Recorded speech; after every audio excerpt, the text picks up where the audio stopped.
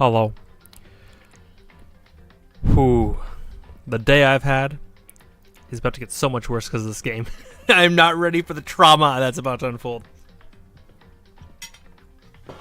That being said, we have a lot to get through, and not a lot of time as always, so I want to make sure we get through as much as possible.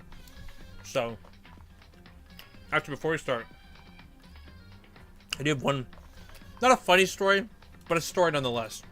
Oh, I don't have my light on. Like, why am I so dark? There we go, now I can see. Alright. Does my hand look as bruised as it feels? It's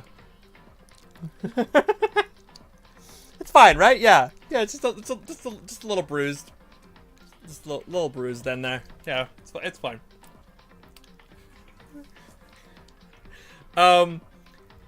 So today, I didn't bruise my hand, but we erupted volcanoes with the kids, and they used 3 bottles of food coloring.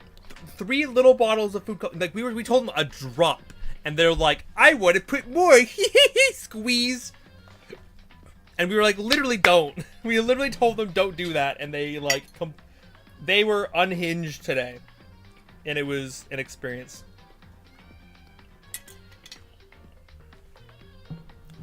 Hi Aubrey, welcome back, welcome back.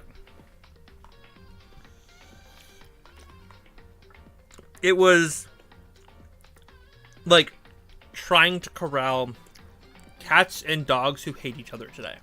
Like, that's how bad it was.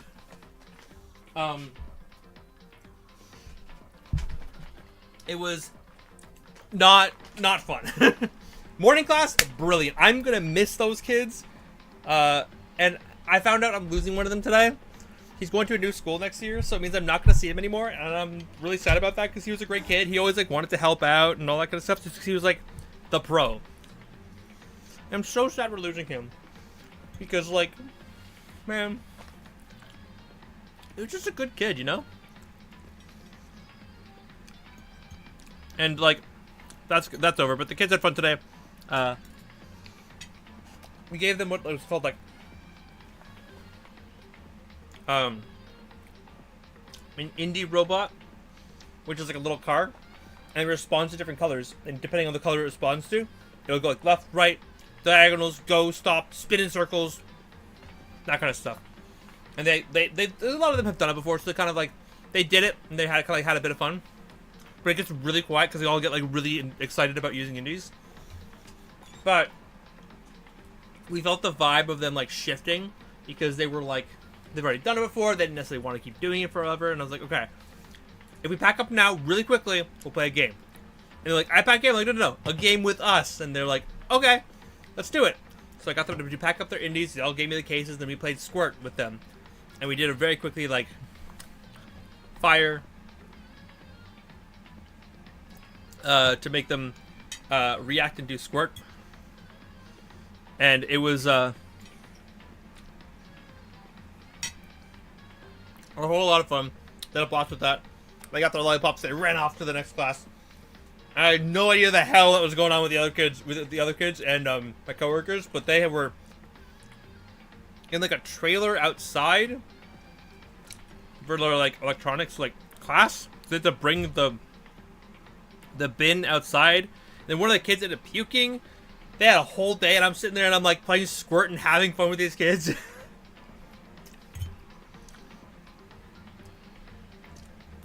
It was total polar opposites. It was wild. I did not even realize it was going to be that chaotic on their side. Because we got there late. Or late. A couple of the kids get out of their class early because they're excited to come to our program. So they asked the teacher to like leave early, and they leave the class. They come to the next class. So we had one of our coworkers sitting there to hang out with him for a little bit. Because, and this is the annoying part this morning, is I walked, I left at like a normal time, and I walked over, and I ended up, how do I put it? Like, I walked to my bus stop, and I left at a normal time, like not late, like maybe like a couple minutes late, but like I had other buses I could have taken, and all the buses I would have taken also missed the bus that I was connecting to. So it's the situation of I get to the bus stop, and I look at my phone, it's like 15 minutes to the next bus, and I'm like, okay, it says I'll still get there on time, and mathematically I should still get there on time if it shows up in 15 minutes. It showed up in 15 minutes. I'm like, okay, it's fine. It only should take me about 25 minutes to get there. It took me like 40. So I got there like 10 minutes later than I normally do. My coworker who does the class with me whips by in our car, picks me up, and we drive to the school like mad people. We crawl out, and I go get the buzzer so that she can climb into the class with me. And but thankfully, we walk in, the class is right there. So we walk in, cool, and then my other coworker leaves, and we start the class, and we say hello, and we're like doing our thing. No one was the wiser. The couple kids were like, "You're late," and we're like, "You're late. We're late. No, you're early." Had that whole back and forth. Anyways, morning's great. Afternoon.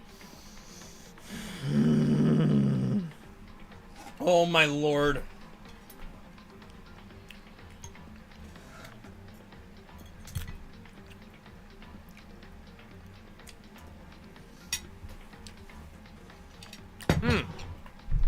Also, I want to look this up again. One of the kids brought to class a Pokemon card that I swear is worth like a lot of money.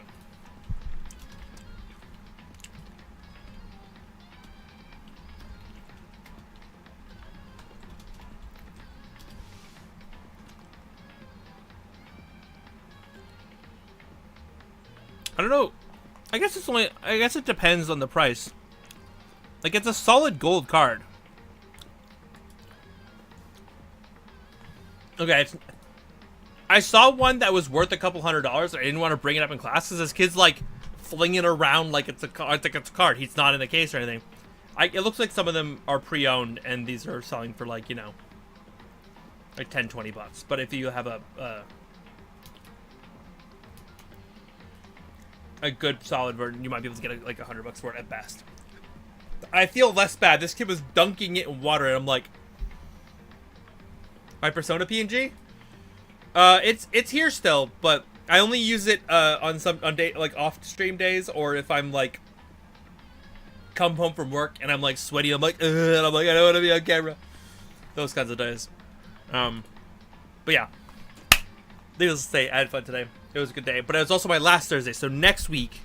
Oh, yes. Also, okay, I'm not doing Danganronpa next week. I forgot. Next week. Cozy stream. Hold on, this is important, chat. Next week's cozy stream is not going to be Danganronpa. It's going to be Deltarune. Because Chapter 3 and Chapter 4 is dropping next week. So, I'm going to do Deltarune basically from when I can, Thursday, until I don't have... Like, I'm doing all of Chapter 3 Thursday. So, however long that takes me, it could be a couple hours, could be like 5 hours. I'm beating Deltarune Chapter 3 on Thursday. And then we're probably going to do Deltarune Chapter 5, or Chapter 4, on Friday, the day afterwards. So I can just go boom, boom. Ooh. Actually. You know what? It's supposed to come out on Wednesday. Let's just do it on Wednesday. Yeah, so we're basically the short end of this is we're gonna have a lot of extra streams in June on the top half of June, and on the bottom half of June it's gonna be more regular scheduled content, and it's gonna be a lot of Danganronpa 2. But the top half of the month is gonna be a lot of like, I'm gonna sneak in extra streams so that we can hang out and do more stuff, because I'm gonna have a lot of free time and I want to do stuff.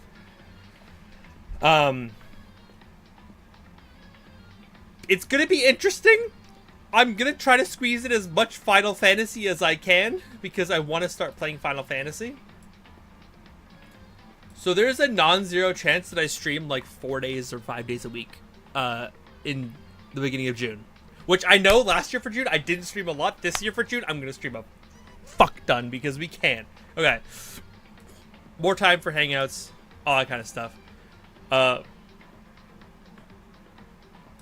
Basically, all this to say is that we have a lot of stuff coming up, and I'm excited. But we're going to do Deltarune next week on release day and the day after release day. And we're going to do Final Fantasy VII Remake starting next week as well. We're picking up Dragon Age on Sunday, and we're going to finish Danganronpa 1 before I leave. So that's like a lot. There's a lot going on. But I'm here, and I'm excited. Okay, let's get going. We have a lot to get going to today, and I am... Honestly, I'm a little excited because we get to lose our least favorite character today, but, like, I'm also kind of like... Oh, did I do... I should have been doing this while we were chatting. Oh, well, I'll do it later. We don't need coins right now. We don't need that filthy money. Okay.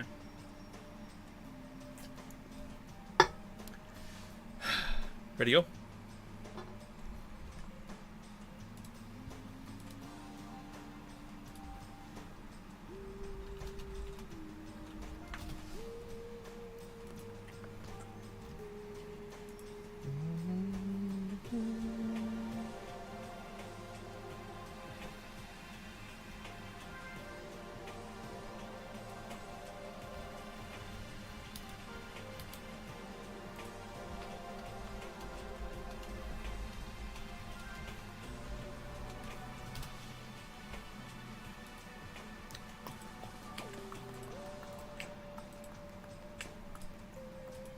Okay, I think I'm like double checking that I've done everything. I'm like feel like I'm forgetting something.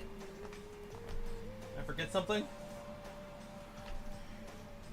Eats a random plant in the background. Valid. You're very druid, Aubrey, and it's I'm here for the vibe. Okay, what happened to the others? Aren't they coming? There are only 3 people in the dining hall: Sakura, Hina, and Kyoko. So, including me, only 4 people? God, this is why I hate people who take their sweet time with everything. Anyway, let's wait a little longer while... wait a little while longer for the others.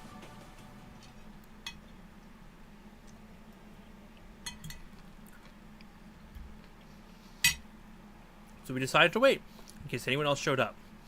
No matter how long we waited...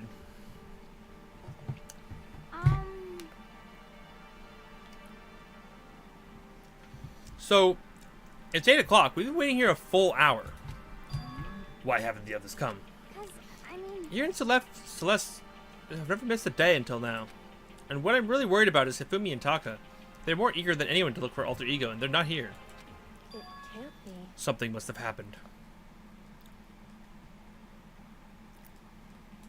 Huh? It would seem... I was careless. I was too distracted by Alter Ego, but Monokuma gave us a motive. There's no way something wouldn't have happened eventually. Money! $10 million! I've prepared this graduation present for whichever lucky student makes it out of here alive. What do you think? It's 10 million bucks! 10 million smackaroos! It's like totally wowie, wow, wow, am I right?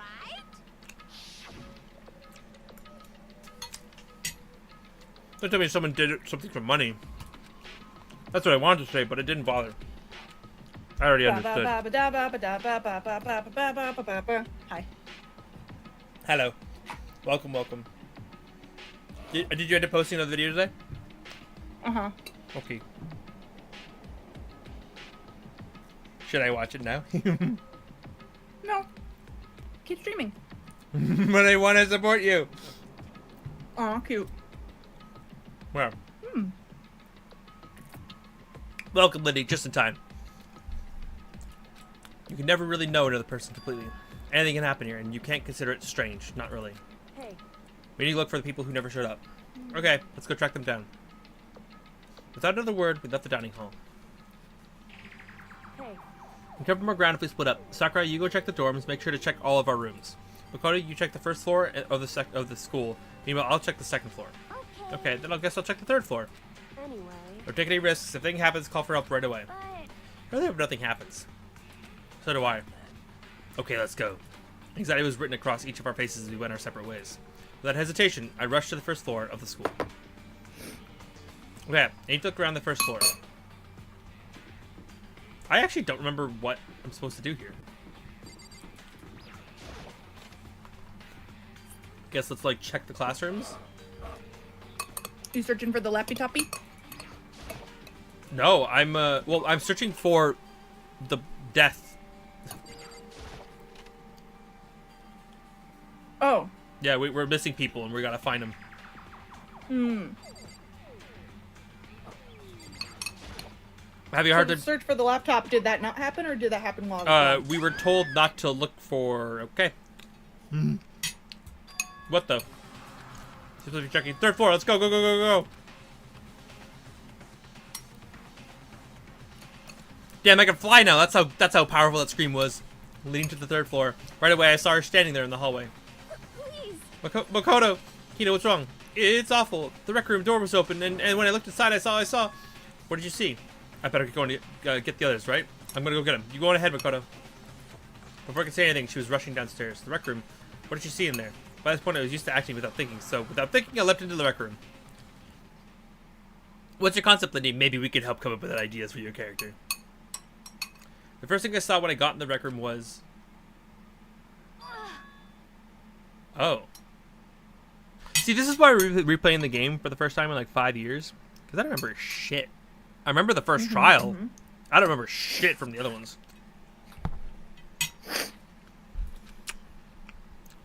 Celeste was hurt.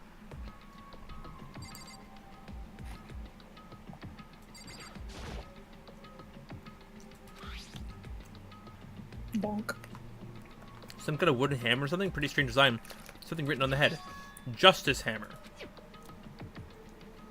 That's the hammer he attacked me with. I barely managed to avoid the blow, but I stumbled and fell. That crushed my lack of daily exercise. So you were attacked with this? Justice hammer 1. Makoto, what happened? I was stupid. I got attacked. Attacked by who? I'm not sure. Some sort of strange man? A suspicious person whose existence is so unusual, I can't help but call him strange. Without a doubt, it was some sort of strange, suspicious individual. And that man attacked me with a hammer on the ground there. But Makoto, Celeste! I found Sakura. What on earth happened here? Apparently she was attacked by some sort of strange man. A strange man. Tell us everything you can remember, Celeste. Be as detailed as you can.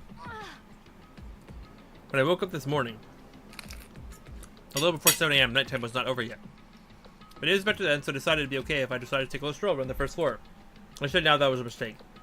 Anyway, that is where I first saw the strange man. I was immediately wary of him. He's obviously suspicious, so I decided to follow him after him in secret. As I followed, I saw him go into the rec room. I tried to peek through the gap in the door, which is when he noticed me and that's when you were attacked. It happened after 7 a.m., just after nighttime had ended. So if it happened just at after 7 o'clock, that was when about an hour ago, right when we were all meeting in the dining hall. The attack caused me to lose consciousness, which would mean I was unconscious for about an hour. Well, I'm glad you weren't hurt too badly. That is because I begged and groveled for my life. You did? I told him I'd do anything if he spared me. I offered to lick his boots, whatever it took. I see. So you're willing to throw away all your pride. Indeed. It is a necessary skill for survival.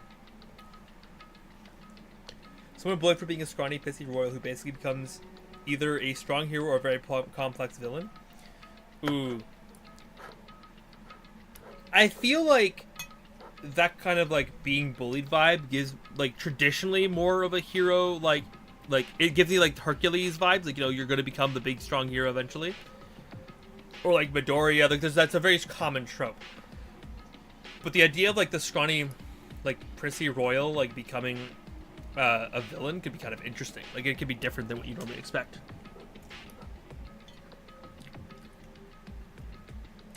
Or royal hero villain, like a fallen hero. Like they were trying to actively get to being a hero, but then ended up becoming a villain in the process.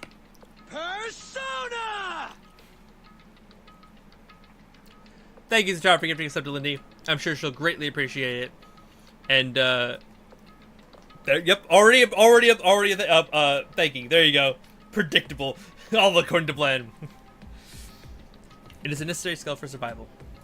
Anyway, the important thing now is that we go search for a suspicious individual.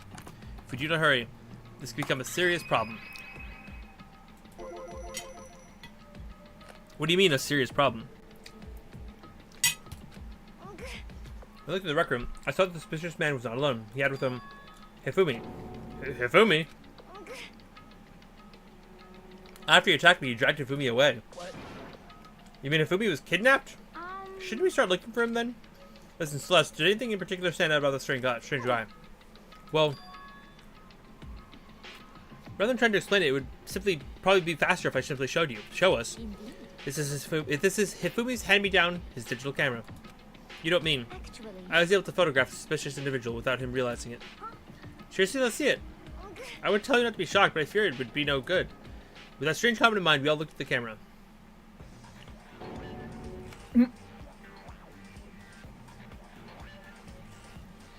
Huh?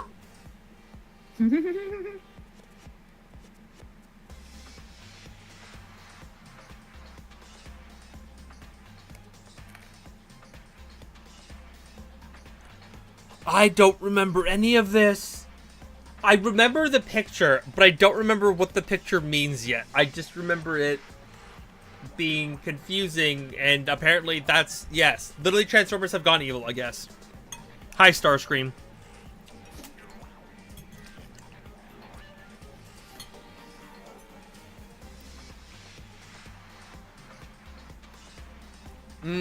That could be interesting, Liddy. 100%.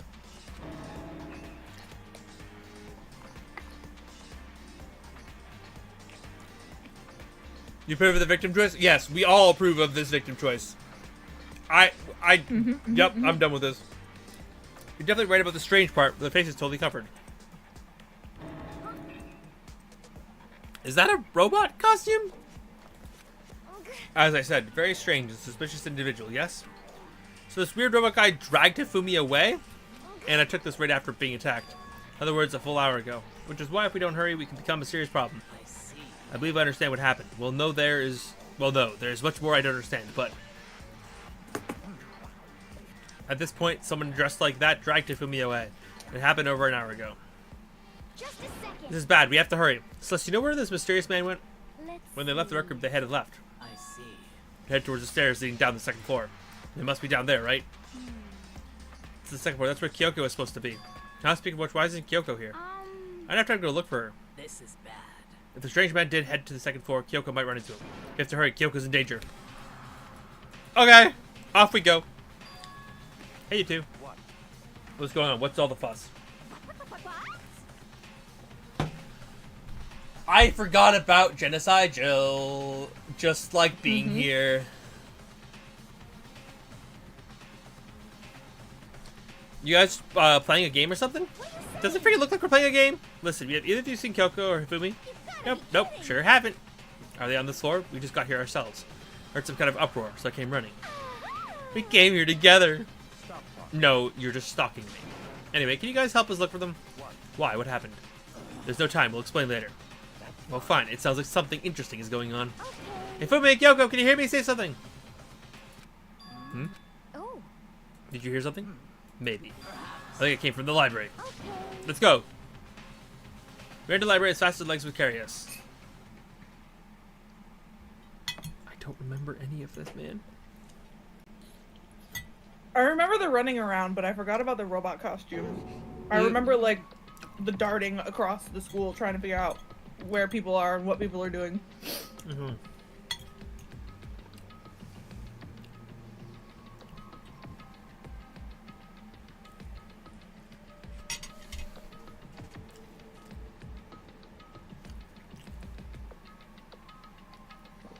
Okay.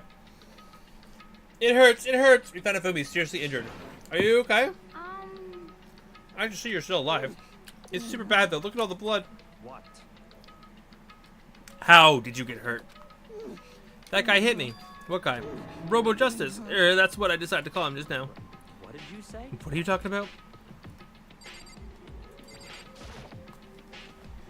It's a hammer, just like the one Celeste attacked with in the Rec Room, but this one, Justice Hammer 2. And on top of you have your chocolate for Hifumi ready, good. Your Steam balance is 666. Whoops. That's great. This one's actually a little bigger than the first one. He attacked me with that hammer. He bumped me right in the head with it. Hammer that big. I'm surprised you're still okay. I'm not okay. Look at all this blood. Protein helps heal wounds, you know. Would you like some? I've never heard such a thing. Are you sure it isn't just you? That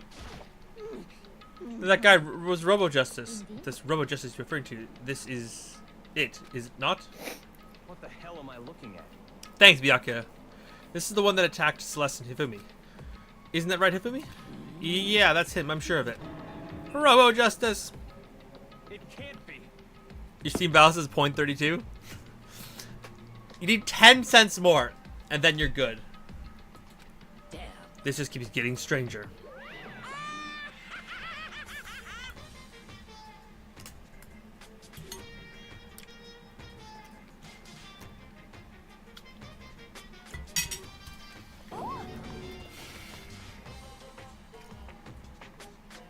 I'm trying to understand what the heck is happening right now, and this bear shows up again. Robot of Justice, huh? Now things are really starting to get exciting.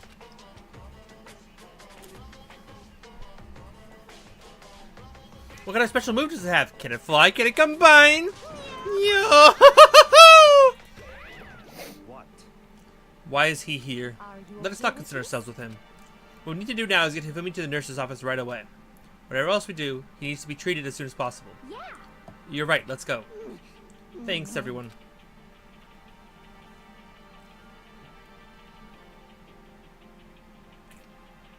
I led him to the nurse's office, and the first ones who could take care of his injuries.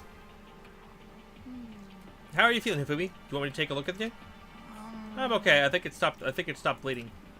Still kind of dizzy though. Perhaps you should rest out here a while. Yeah, good idea. Well, The rest of us should get back to looking for the mystery assailant. Yes. Indeed, before another victim appears. The Justice Hammer seems to be increasing in size. First 1 and now 2. so in other If words, this is Justice Hammer 3, we can only assume it's even bigger than the first 2. If you could have anything bigger than that, you'd be dead for sure. Tell us what happened to you, Hifumi. Well, I woke up earlier this morning and started looking for Alter Ego ahead of everyone else. I went to the 3rd floor, and that's where a strange costume man attacked me. It must be what I witnessed around at 7 this morning. After that, he dragged me to the library and whack! Down came the hammer. That must be 30 or 40 minutes ago. Around 7:30, in other words. He would still have been in the dining hall.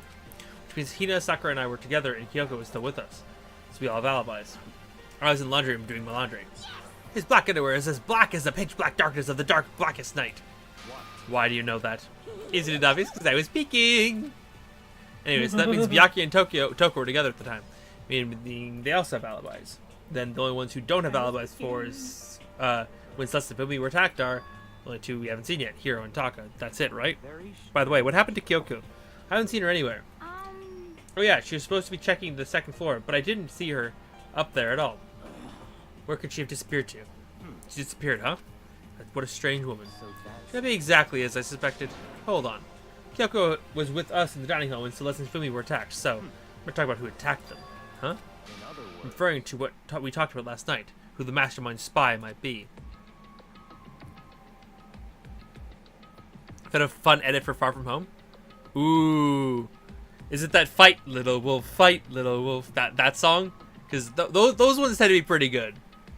Are you saying Kyoko's working with the mastermind? That's not possible, isn't it? This woman who seems almost eager to handle dead bodies hasn't even revealed her true identity. Hey, Save the discussions for later. Right now, we need to focus on finding the suspicious individual. Okay. Yeah, if we don't hurry, there's only going to be more victims. That might be why Kyoko, Taka, and Hiro haven't shown up yet. She's right, we have to do something about that mystery man first. Don't worry about me, I'll catch up with you guys after I rest for a bit. Understood. Take care of yourself. well, Okay, let's go. So whoever that is running around, why are they wearing that weird costume? Don't bother looking for reason from a deviant. So what are we going to do, slip and look around? Our opponent is very dangerous. We don't know what they're capable of, even here. what? What's wrong? I saw a shadow, something moving around at the top of the stairs. Really? Up on the 2nd floor then? You bastard, you won't get away from me! We all shot toward the stairs. He must be around here somewhere. Let's split up and corner him. Left. But don't take any chances. As soon as you find him, call out and I'll come running. Oh, Okay, but what should we yell? just a Anything. It doesn't matter. Then is ha, okay? What do you say? Ha, or do ya, or whatever you want. Just yell loud enough so we can hear you. Do ya? I've never heard such a reaction. Okay, whatever. Just hurry up and start looking. Okay, let's go. Hey, Mr. Robot, where are you hiding? If you don't come out, we're gonna just decommission you. We spread it in every direction to track down the costume suspect. I guess I'll go to the pool.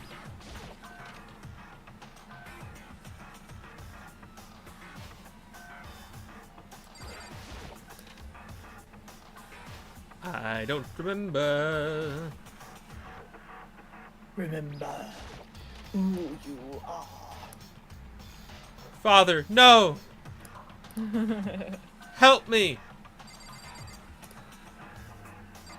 I see nothing in here.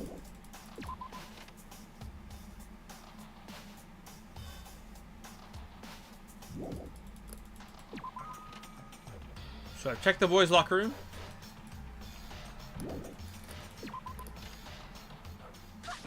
And ah, there it is.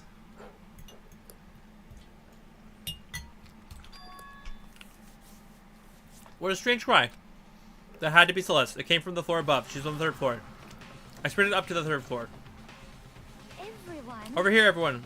Everyone heard the scream had come running. Just a second. Celeste, what's wrong? What? That was a rather intense scream for someone like you. I saw him, the strange costume man. He ran off as soon as I screamed. I was blocking the stairs, so he headed further down into the hallway and disappeared. Must be down this hall. Come on, let's go. What is it now? Huh? Whoa, it really is true. But that doesn't matter right now. Huh? What was that?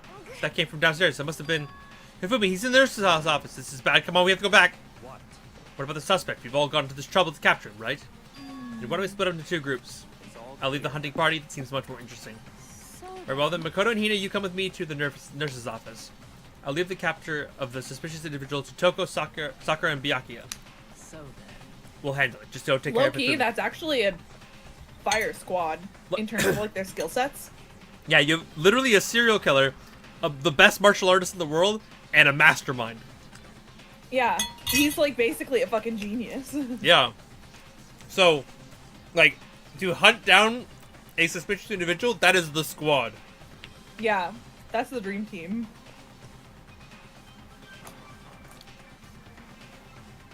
Not me associating my D&D characters. Hold on. Meh. You know what? That actually we do have that. Never mind. We're good. We're good.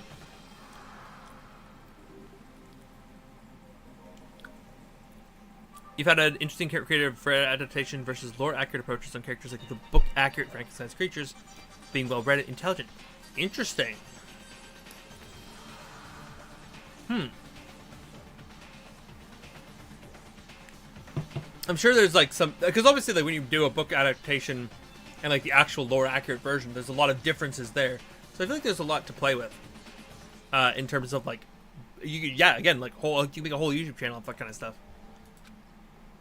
With that, we split into 2 groups. Me, Celeste, and Hina all ran downstairs to the 1st floor.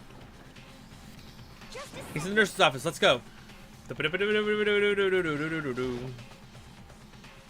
stormed the nurse's office, and what we greeted us was a world of dripping crimson.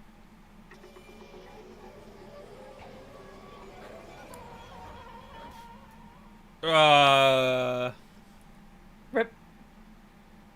I forgot about this.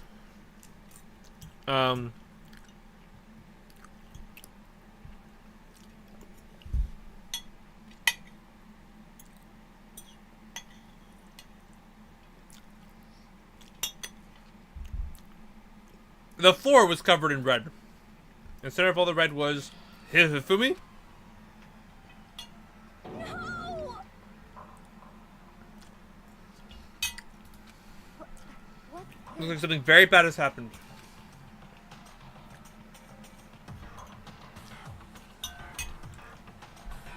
I certainly was not expecting this. I didn't imagine that Hifumi would be murdered. No way! Murdered? You're not serious, are you? He's not really dead, is he?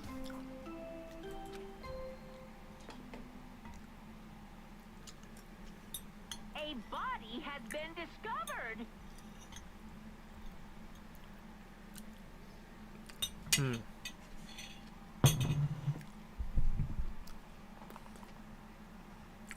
I'm trying to remember the pieces of this case, and I can't, for the life of me, put it together yet in my head.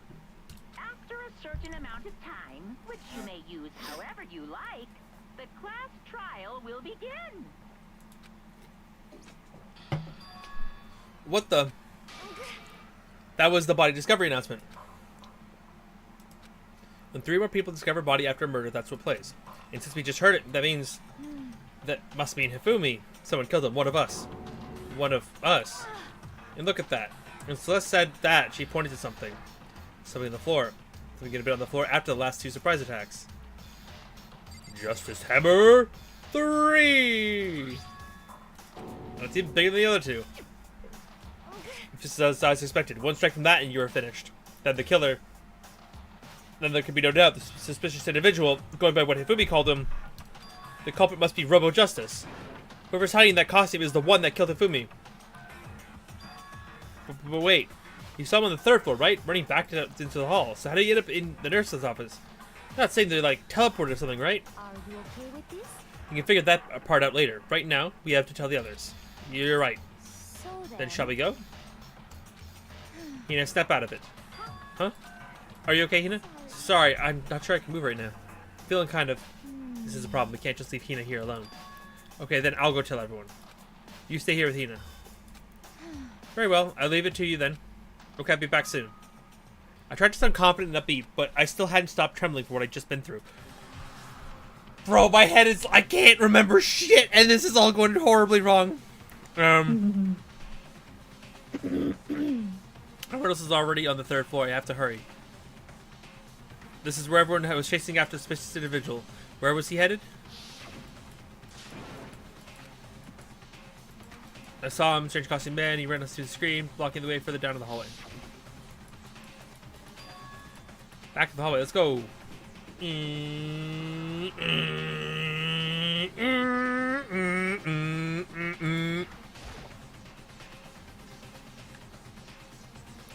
Anyone here? Suspicious individuals?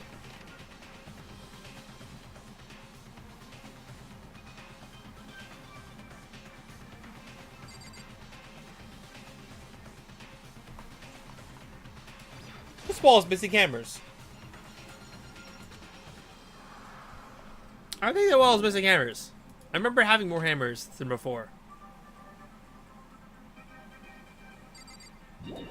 I don't trust it.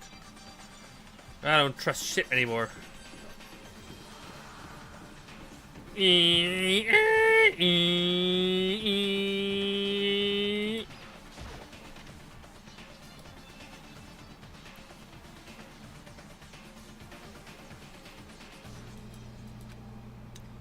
hard to tell there's nobody here, but I still feel some kind of presence. I'm sure I can feel someone's presence. This presence is coming from over there in the back?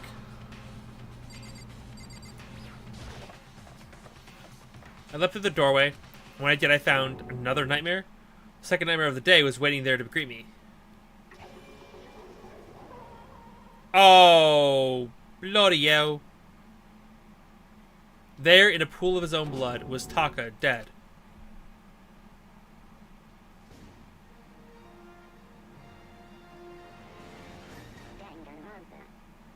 I don't remember shit from this. Ifumi's body discovered in the nurse's office. Taka's body discovered in the equipment room. I was witness to 2 nightmares, one right after another. No, they weren't nightmares. This is harsh reality. The true nightmare is this reality, the reality I have to face every day, but still. Why is this happening? Of course Toko's out. Or Toby Toko too? Relax, she just passed out when she saw the blood. Blood? Oh, that's right. Toko is, Toko shades of fear of blood, huh? We've tried everything to get her wake up, but no luck. Just leave her be for now. It's like she said. Just leave her alone for now. Okay.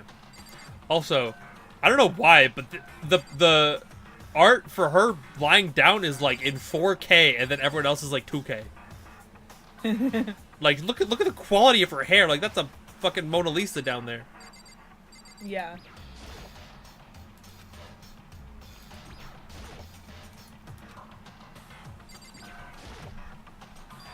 Another hammer. Justice Hammer 4. It's even bigger than before. Is that suspicious individual responsible for killing Taka 2? However, But why is it Justice Hammer 4? Huh? What do you mean? Celeste was attacked with Justice Hammer 1, then Hifumi was hit with Justice Hammer 2. But this time it was Justice Hammer 4. What happened to number 3? Ah! what? What's the matter? Well, you mentioned Justice Hammer 3. You reminded me. What? Out with it. Do you know something? Actually, Taka's not the one who's been killed. Hifumi's dead too. What? What? Hey! Hifumi's been killed? Yeah. Which is why you came to get us. Then we better go check it out. Of course, come on. So Sakura, Byakuya, and I rushed out of the physics lab. And as soon as we were out of the physics lab... Ah, Celeste, aren't you supposed to be waiting in the nurse's office? Something has come up. Yeah, I heard Hifumi's dead, right? Well, that's not all. It is gone. Huh? What's gone? It has disappeared. Disappeared? Hifumi's body's disappeared. What? What are you talking about? It disappeared? Don't be so ridiculous. Come on. Are you serious? What? What the heck is happening here? Everyone back to the nurse's office. I forgot that we just ran around the building constantly for like... This is like the biggest part I remember about this is just everybody running back and forth and everywhere. Reached the nurse's office completely out of breath. And there's a hammer and no body.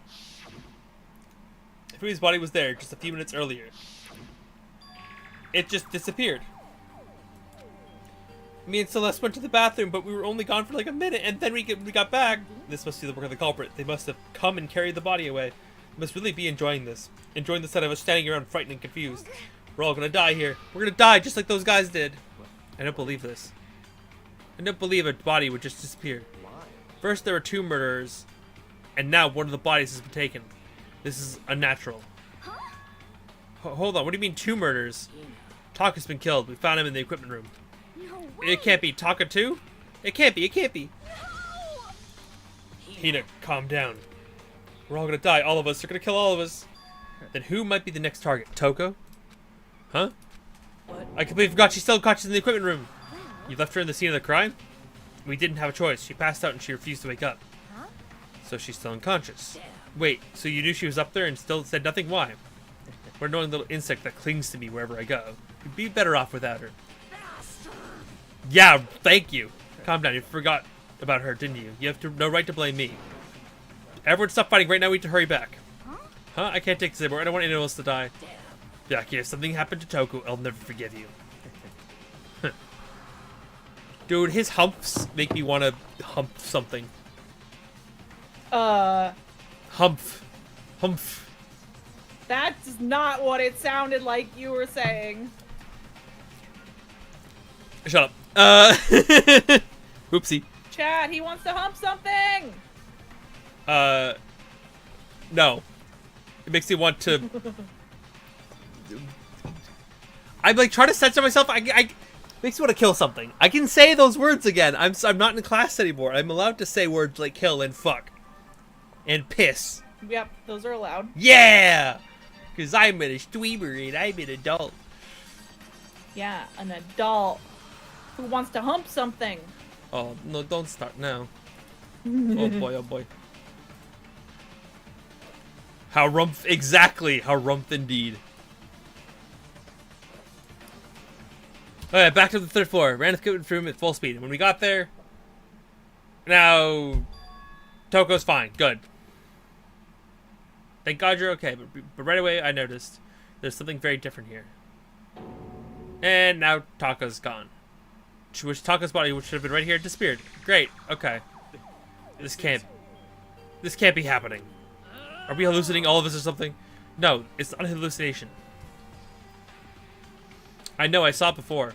What I'm seeing now isn't what I saw before. Huh? What are you saying? Taka disappeared too? Stop talking. Stop saying disappeared.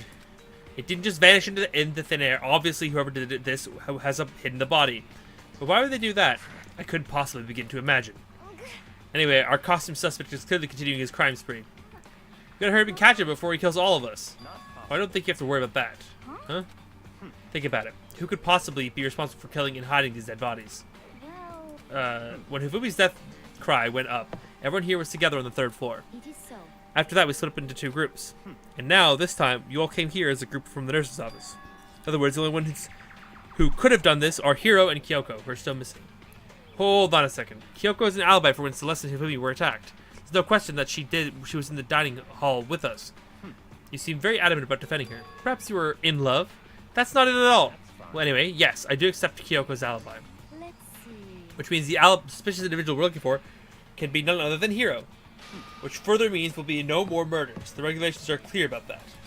Well, that's right. There's a rule that says you can only kill a maximum of 2 people. That's right. As long as that rule is in place, there will not be a third murder. If there were to break that rule. Alright, Mincia! Mincia without a second thought! Mincia grinded, turning into paste. By the way, did you know that fish paste can also refer to shellfish like shrimp and crabs? Great. Indeed. Let's see.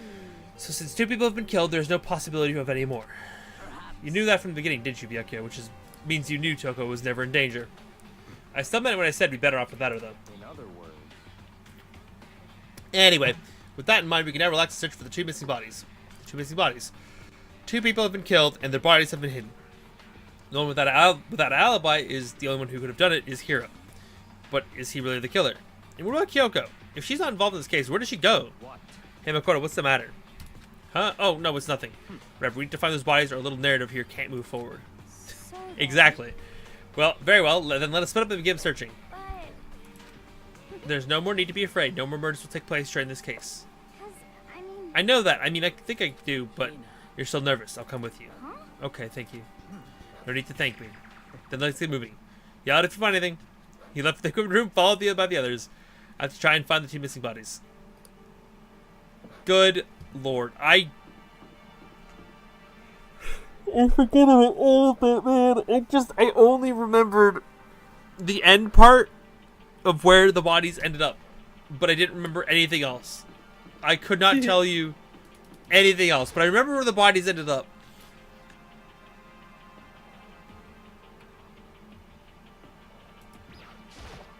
Huh? Damn. Huh? The door must be locked. We need to search. But can you break down this door? It wasn't locked like 5 seconds ago when I was here. What the heck happened? Can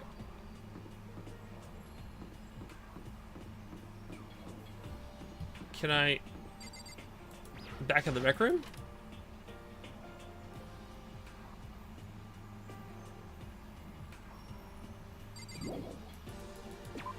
No.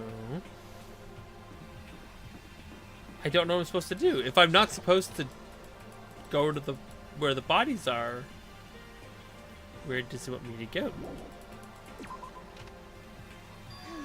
Makoto, why are you just standing there? We need to get to the repository. Huh? You mean Indeed. I found them. Ifumi Taka's bodies are both hidden in the repository. I've already told Tina and Sakura we'll go on ahead. Repository? You mean where I checked first and then everyone told me that I was in the wrong spot because I checked there first and then... Bruh. I was right the first time. You didn't have to tell me no. Oops. There's no way they fit in this locker. I have to wonder where they could have been hidden. Up ahead is the repository. The doorknob turned. I guess it's unlocked finally, and I had no choice but to go inside. So I opened the door, and when I entered, I saw... And... done. And scene. The 2 bodies disappeared right here. The smell of blood made me gag. What I saw before my eyes was unquestionable, unavoidable, unwavering reality. And then I heard the announcement for a second time.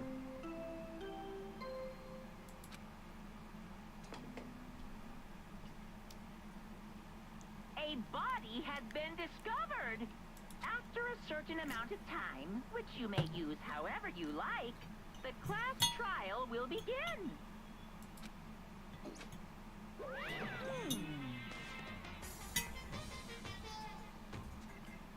It's the Monokuma file!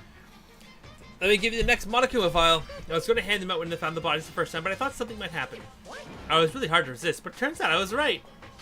Just hand it over already. Now make sure to investigate with all your mental might and prepare for the class trial. See ya later! Well then, Now that we found the bodies and all that's left is to uncover the culprit. What the heck? Hold on. How can you be so calm? I mean, they're dead, you know? That's Dead, gone forever. They're never coming back. Awful. This is just too awful. Hina suddenly burst into tears.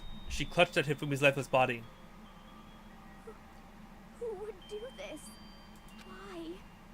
Why? Large wet tears fell from her eyes. The tears landed on Hifumi's cheeks. If this were some world of make-believe, that might have been when Hifumi opened his eyes. But this wasn't a movie. It wasn't even a video game. Well.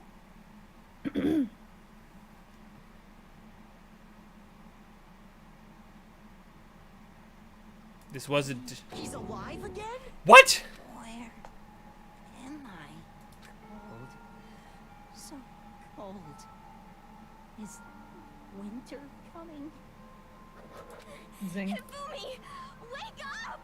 Oh, it's winter coming. Before Game of Thrones, winter is coming, huh? That's right. I remember now. Hope's Peak. Come on, you gotta wake up! I remember everything before I met you all. I met you all. His memories are all blending together. He has nothing useful to offer us. The light, it's reaching out to me like the tail of a comet. Hey, Hifumi! Who was it? Who attacked you? Who tried to kill you? Who killed me? That's right. I remember their name. Yasu.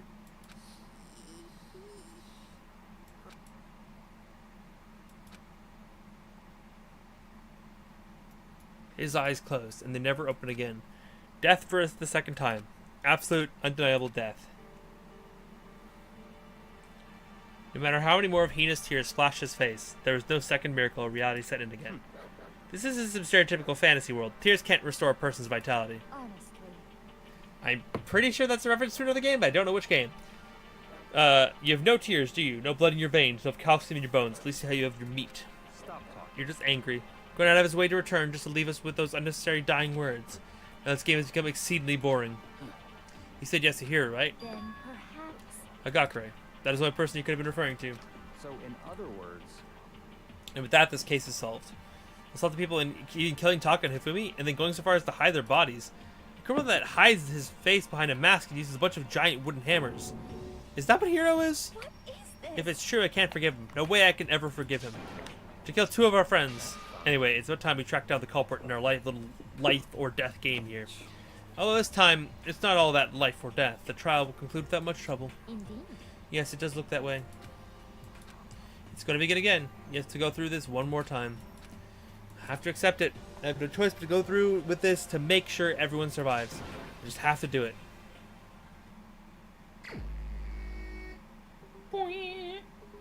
Gotta check the Monokuma file.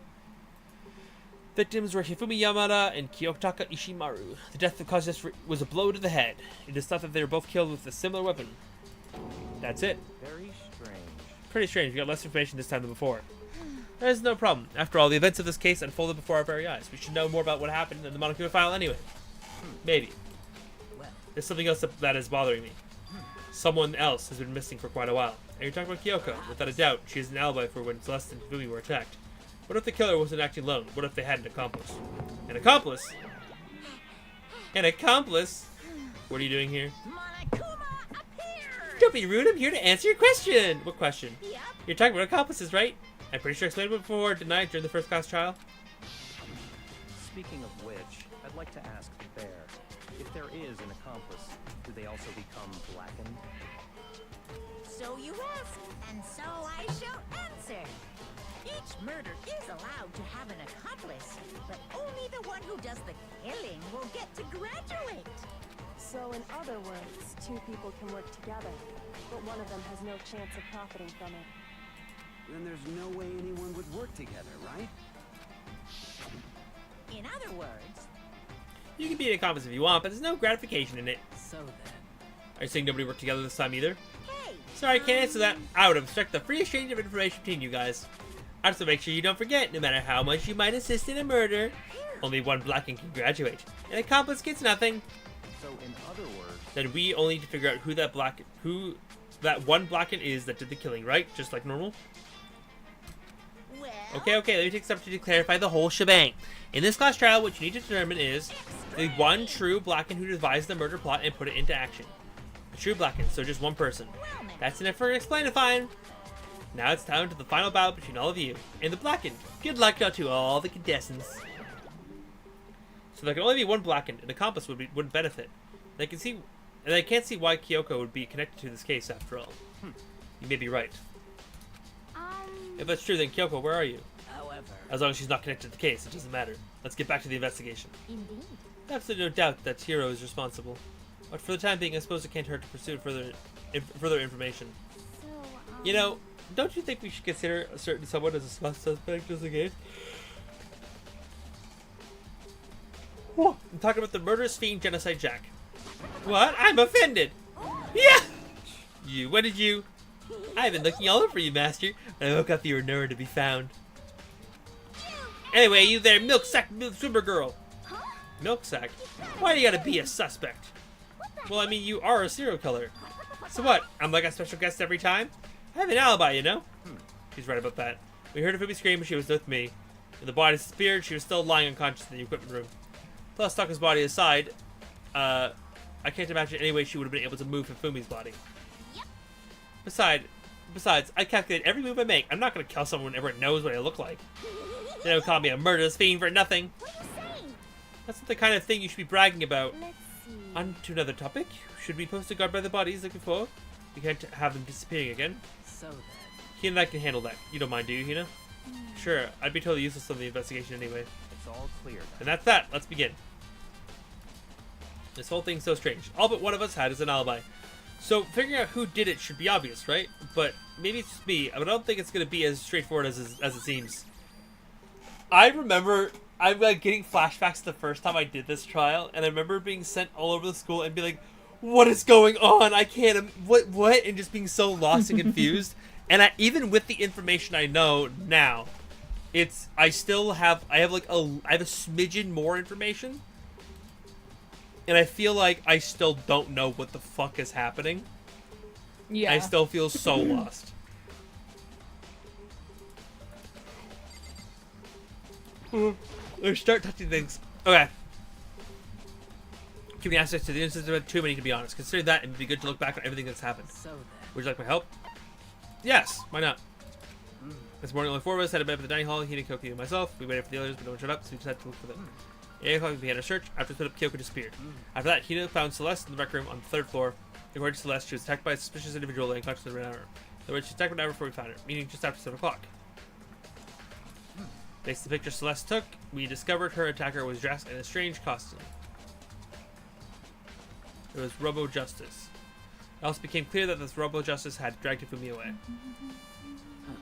After meeting up with Toko Byakuya, we began searching the costume assailant. We found injured Hifumi in the library on the 2nd floor. Took down the nurse's office on the 1st floor, then resumed the search. But long after leaving the nurse's office... What's wrong? I saw a shadow, something moving at the top of the stairs. Based on Celeste's claim, we went back up to the 2nd floor. We split up and began searching. She screamed, apparently seen the suspect on the 3rd floor. He screamed, made her way to the 3rd floor. I saw him, the strange costume man. He ran off as soon as I screamed. I was blocking the stairs, so he headed further down to the hallway and disappeared. And then we found Taka's body. After another scream, it must have been Hifumi, the nurse's office. Bad. Come on, we have to go back. We split up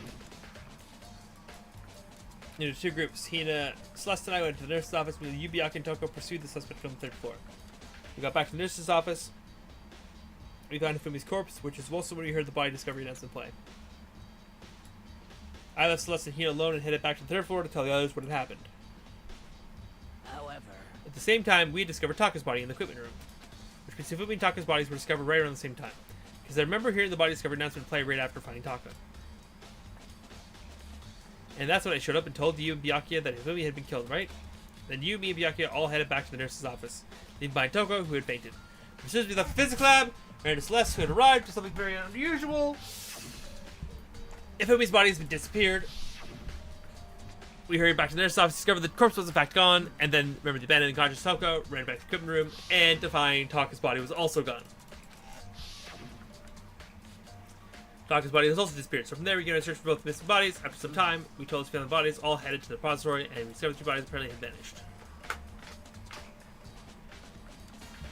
It brings us up to now. However, Looking back, certain things have certainly been very active. If you want to look back at the case again, just let me know, and I'm fine anytime. Okay, I thought she was going to give you a truth bullet, but she did not, and that was all for nothing. I am very sorry, chat. Let's talk to Byakuya, I guess. Do you think Kira really did it? I don't see how anyone could think otherwise. When the attackers and murders disappeared, all happened, every one of us had an alibi. Last thing Fubi said when he died was Hiro's name. So, in other words, And there's no room to suspect anyone else. Okay, but if he did do it, why would he hide his identity with that weird costume? Maybe he thought that no matter what happened, he'd be safe as long as his face was covered. Because he's the fool of a century, you see. I mean, he is kind of dumb. But when you really think that's it, do you really think that's enough to explain it? I feel like there's a clue hiding in there somewhere. what? And that's it? Is that it? That's all that bothers you about the case? Well, no, there are a few other things. Like, why did the killer try to hide the bodies? They probably figured if we couldn't find the bodies, we wouldn't complete our investigation. But if that's the case, we found the bodies pretty easily, didn't we? Again, it comes back to the fact that the culprit was a moron. So really all there is to it. The other thing that bothers me is, why did they bother killing 2 people? What? Because all the rule says is, if you can kill someone, you can get away with it, you graduate, right? So if you're the killer, your number one priority is not getting caught. But killing 2 people means more clues, more chances you'll get found out. Hold on, perhaps. I see, so that's what that means. Is everything okay? That's enough. Don't talk to me as if we're friends. What's with the attitude? We're working together. But you have my appreciation. Thanks, you. I might have some fun with this after all. Good boy! He figured something out they didn't want to share. What a bitch.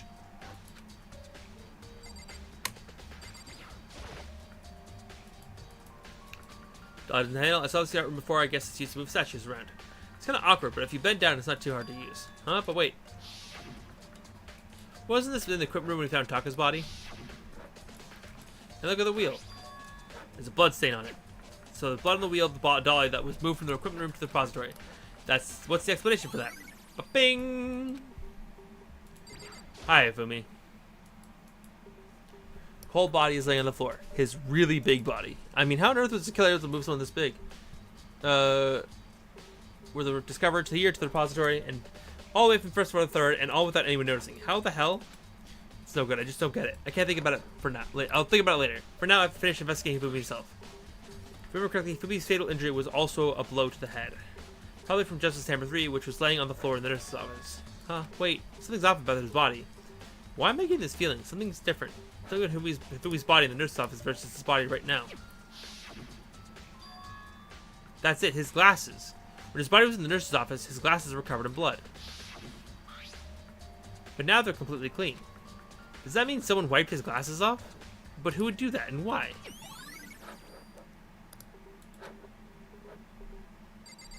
I forgot about that detail.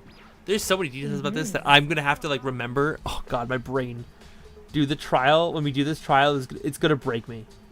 Yep. Oh god, I don't remember shit. If you think about something, it's about the repository. Huh, what is it? After Fumi Taka's body disappeared, we split up to look around, right? I was really scared, so me and Sakura stuck together. And we came right to the repository to, look around. But when we got here, the repository was locked. We couldn't get inside.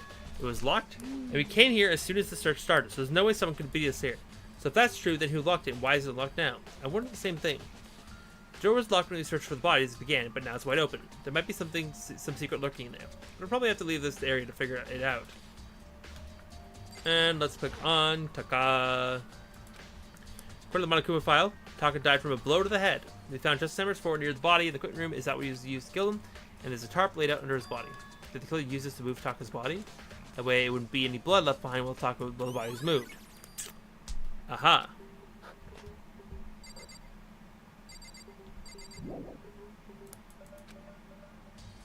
The door that Hina said was locked before. There's definitely a lock on the door, but it can only be locked from the inside of the repository. I don't see any way to lock it from the art room. The door can only be locked from the inside of the repository, which makes me wonder. Hina and Sakura confirmed that the door was locked after we started looking at the missing bodies. And the door is designed so that it can only be locked from the inside of the repository. In other words, when Hina checked it, someone had already gone in the repository and locked the door. When they were done, they unlocked it and left, which is why it's unlocked now. But Hina claims there's no way someone could have beaten them to the repository. So that certain someone. Mm-hmm. Okay.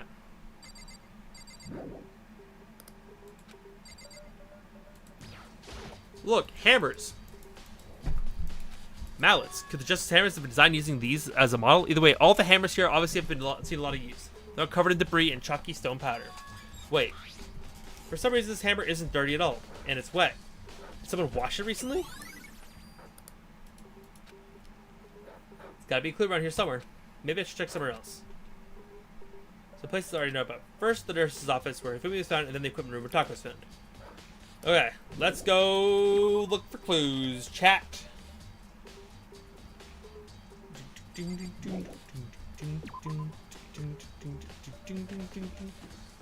the sake of expediency, we will go to where Taka's body was found first, so that we can get it out quickly. I actually don't remember where the heck Kyoko was in all this. Where did she go? I don't remember. I can't place it. Oh, hey! Fancy seeing you here! I'm too pissed. It was such an untimely, ultimately rare event. I'll be using Kodaka, but I was moved for the murder weapon is left here. Okay. Carmack's going through the pool of blood in the middle of the room. That reminds me about the doll in the bathroom. Blood on the tire. Could that have been where the blood is from? Here? Which could mean that Taka's body was moved from the equipment room to the repository using the dolly. Both rooms are on the 3rd floor, so that should definitely have been possible. Even if the dolly was used to move Taka's body, what about Hifumi? Hifumi's body was in the nurse's office on the 1st floor. Even with the dolly, there's no way to get it up to the 3rd floor. That's still a total mystery. Oh, true. We need to click on the tarps. I've seen this before, just recently too. Yeah, mainly they was moved to Taka's body. I mean, there was like 3 before, and one of them was used to move Taka's body. Boy, you're really not gonna click on that, you stupid child. You thinking you know shit, and then you have look at the number of.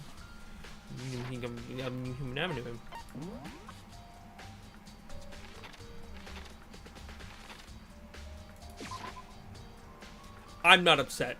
I'm just disappointed with the main character. 'Cause he can't count to 3.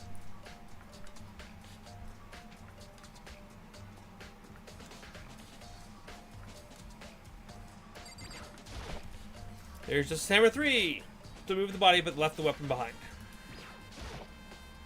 What are you investigating, Celeste? I'm not investigating anything, precisely speaking. I'm simply going around to see if Hero might be hiding somewhere. What about you? Oh, you know, I'm just checking this and that. The main thing in my mind now is how someone could have moved Fumi's body. Let's see. How Fumi's moved, eh? When it disappeared, you were supposed to be in the nurse's office, right? Yes. Correct. Hina was not feeling well, so I stayed behind to look after her. But she seemed to be getting worse, so I took her to the bathroom. And when you got back, the body was gone. You could have been gone for more than a minute or 2. Yeah, Hina said the same thing. And the killer was able to get in and move Fumi's body in a short amount of time. Indeed. It would seem so. To carry off someone as big as Hifumi in only a couple of minutes is, I can't think of anything less than impossible. Here we go. Any other quickies?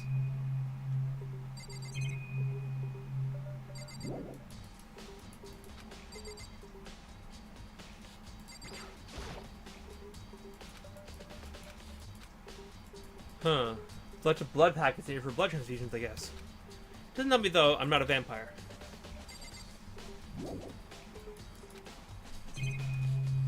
More trash can.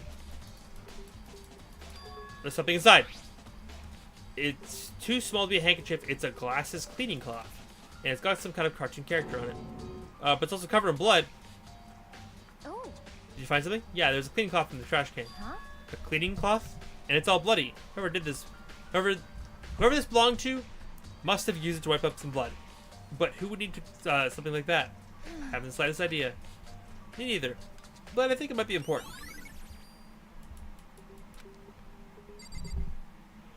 Okay. Okay. Yeah. God, I'm trying to remember everything. Oh, this is where I've been looking for you. You have? I wanted to thank you for what you did. Not that you meant to, but you ended up making this little game of ours very interesting indeed. You should go to Hero's room. Oh, and let me give you this. Meet you in the dining hall? This is the note Hero wrote to us to get all to meet up, right? Remember well. Well, the penmanship was pretty remarkable, so left an impression. It's all clear. Hey, this makes it clear, right? This is a trap. What is? Things will grow even more exciting. What are you talking about? I've already repaid my debt. I don't owe you any more explanation. Goodbye. Yes, the hero's message has been added to the truth bullet section of your handbook. Go to hero's room? Bro, I don't remember. I'm so lost, man. Oh boy, oh boy, oh boy, oh boy, oh boy. Hero's room. Oh,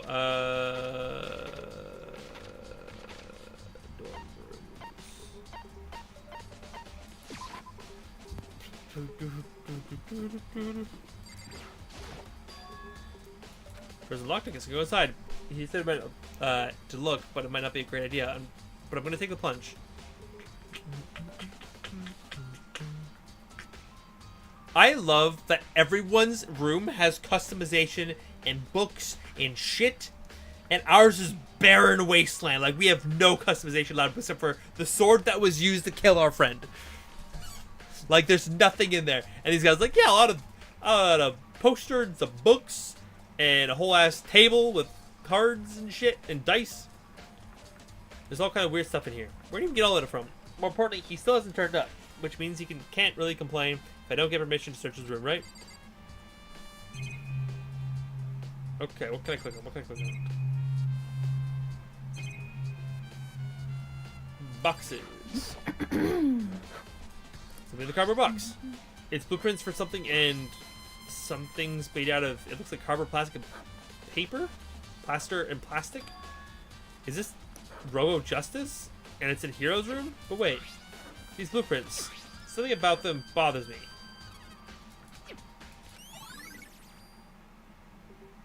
Robo Justice blueprints have been added to the truth bullet section of your artist handbook.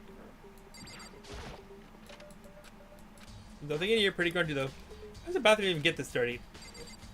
Hero, you're supposed to have a cleaner bathroom. Also, where's your bed sheet?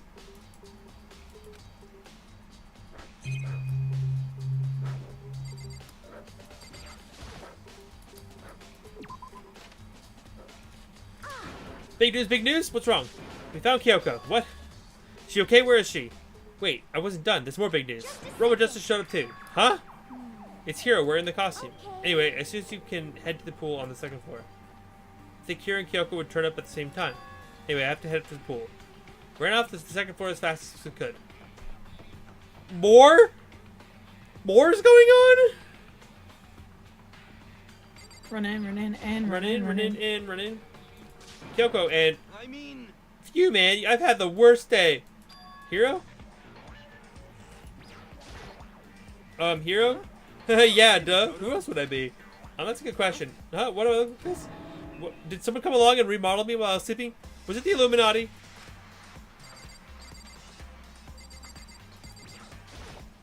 Right. I found Hero. He was jammed in the pool room locker.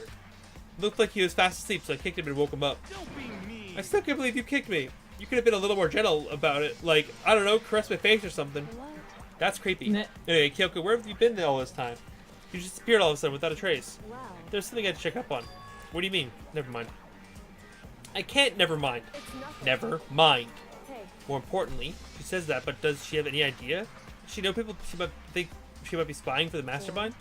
First of all, Hero, you need to explain just why you're dressed like that. I mean, Well, I mean, I have no idea. 1 second I was asleep, don't even know how that happened. Then I woke up and then I was here. I don't care. Do something about that costume. It pains me just to look at you. Well, I don't know what's up with this thing, but I can't actually get it off. A little help? Why would you make something that you can't take off by yourself? got it all wrong. I didn't make this stupid friggin' thing. it would There's a seem- class in the back that keeps you from getting it off. It looks pretty sturdy. I don't think you can get it off on your own. You don't really have a choice. Let's help them. It took everyone's help, but slowly we were able to get Hero out of his suit. It took a few minutes, but eventually we got all the pieces off. Phew, free at last. Isn't it kind of weird how perfectly the suit fits Hero? So More to the then, point, nobody but Hero would be able to wear that costume. Wait, what? Hold on a sec. honest, Don't bother trying to act as if the blueprints were in your room as well. is that okay? In other words, it is obvious to everyone that you made this costume. That is true. I saw the blueprints myself. Yeah, me too. Could it That it's be- obvious. The one who put this costume on and went around attacking everyone was Hero. Shall we tie him up and gag him? Just the one. Good idea. We don't want him killing anyone else. Whoa, tie me up! Oh, hold on, guys. I think it's going a little far. That's right. I'm all here for a kicky time, but like I don't know, like. Oh, jeez. He may be a suspect, but he deserves fair treatment. Yeah, I mean, attacking blueprints. I have no idea what you guys are talking about. What the heck? You can't talk your way out of this. It's been decided you killed them. What? Killed who? I don't even know what you're talking about. This must be a fake hero running around. What are you saying? You're the only one who could wear the costume. So who else could possibly be the costume attacker? How do you know I'm the only one? Maybe you should try it on for yourself before you convict me. Okay. Fine, you're gonna be a jerk about it. I will. Without missing a beat, Hina started putting on the Robot Justice costume. Huh. See, look. See how loose it is? I mean, come on. I'm blind as a bat in here. Can't see my feet at all. I'm surprised you got anywhere in this thing. I'm telling you, it wasn't me. And not to mention, you totally can't bend at the waist.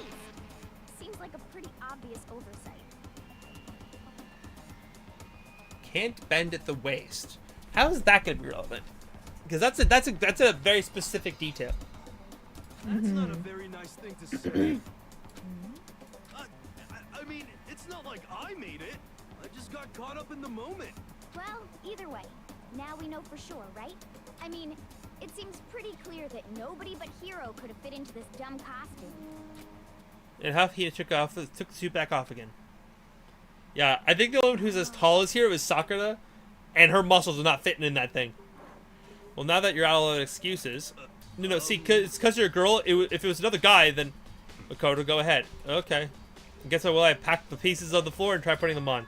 It's no good. The arms are too long. There's no way I can wear this. Just a second. See, I told you it was impossible. You're absolutely right. It seems this costume was made to fit Hiro's body exactly. But Then there's another costume. There must have been one that looks the same, but it fits them. Honestly. If you insist on this line of defense, then show us some evidence. Evidence? You claim there's another suit, yes? Then you must find it and show it to us. What the heck? Who cares, Hiro? Here's one without an alibi during the whole thing anyway. Which is how we know it was him. I mean, is that really true? I have no idea what's been happening. Could someone like tell me? And then we catch Hiro. what the heck? How am I supposed to understand? I think I figured out that someone's been killed, right? Hey, Makoto, who was it? Well, 2 people were killed. Taka and Hifumi. What, 2 people? Just the word. Why are you freaking out? You did it. I did not. Wait, hold on. If those 2 are the ones that were killed, How about that's it. I know who did it. So then- You may as well tell us then. Taka and Hifumi were fighting over Alter Ego, right? I'm at least Which means ready. Alter Ego and or Chihiro must have done it. Correct. I see. That's unfortunate. Huh? Unfortunate? Stop trying to trick us. Just admit you did it, okay? I'm telling you, you got it all wrong. Oh, I know. That note. Note? Last night someone stuffed a weird note under my door, and here's what it said. Found a hole. Maybe we can use it to escape. Monokuma can't find out, so don't tell anyone else for now. Let's meet in the rec room at 1 a.m. The last thing I remember is going to the rec room. Then, for some reason, I fell asleep. The real killer probably drugged me or something. Just the word. Not a chance. So, No, hold on. He could be onto something. The nurse's office did have chemicals that could do that. What, really? Told you, someone's been trying to set me up. Secret passage, chance to escape, someone wrote all that all to trick me. Even if that's true, you must be one dumb fish to bite every piece of bait that floats in front of you. I've been trapped in here for so long, even if I know it's a lie, you still gotta check, right? They preyed on my desire to get out of here. They deceived me. I still don't buy it. Don't be Well, you should mean. try. You should buy it. Okay, then show us that note. With pleasure. I have it right here in my, pocket. Looks like I lost it. Yeah, sure. You gotta believe me. It wouldn't hurt a fly. As I said before, if you want us to believe you, you must produce evidence. Can you show us the note? I have no particular issue with what you claim, but if you want us to believe you, give us a reason. What the heck? For serious? Okay, now then, shall we resume the investigation? There's no time to waste before the class trial begins. Why didn't you keep investigating? We already know who did it. Why? Why did you kill him? Tell us, Hiro. No, it's like I said. Was it really to get the money Monokuma offered us? Yeah, it must be it. You must be totally broken, that's why. Wait, that's a false accusation. Someone help me. Just be thankful we haven't bound and gagged you. If you have time to yell and carry on. If you have time to yell and carry on, you have time to search for evidence, right? You're right. I need to look for a second suit of that note. Feet, don't fail me now. I guess I better get back on guard, Diddy. I was gonna ask Toko or Jesse Jack to switch with me. But if she and Sakura got into a fight, we'd have a killer catastrophe on our hands. Well, bye. One by one, everyone peeled away. Makoto, Do you have a second? Huh? I want you to help me with the investigation. it would seem... Looks like I got a late start on this one, so I need to make up some ground. I don't mind helping, but can you promise me something? Later when we'll have time. Will you tell me why you disappeared? Why is that? No. to reject me so simply. Anyway, I need your help. You don't mind, do you? Okay. shall we go? Hey, So, Makoto, first examine the corpses. Okay. correct. Dead bodies don't lie, you know? They tell the truth far more easily than the living. Hey. Would you agree? How am I supposed to answer? Anyway, We have to hurry before the class trial begins again. Yeah, you're right. Okay, then show me where the bodies are. Alright. Back to the repository, baby. Dude, we are doing so much running around in this trial. It is insane how much running around we do in this trial. I forgot.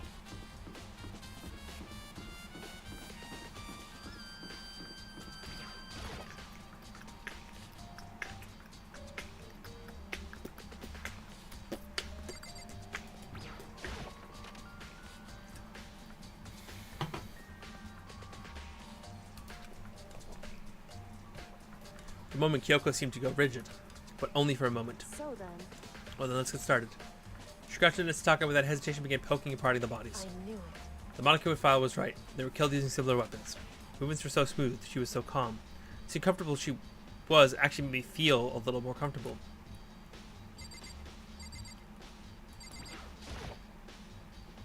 Taka was killed by a blow to the head. He must have been struck with Justice Hammer 4, which is like... Okay. I guess I'm just talking to you. I see.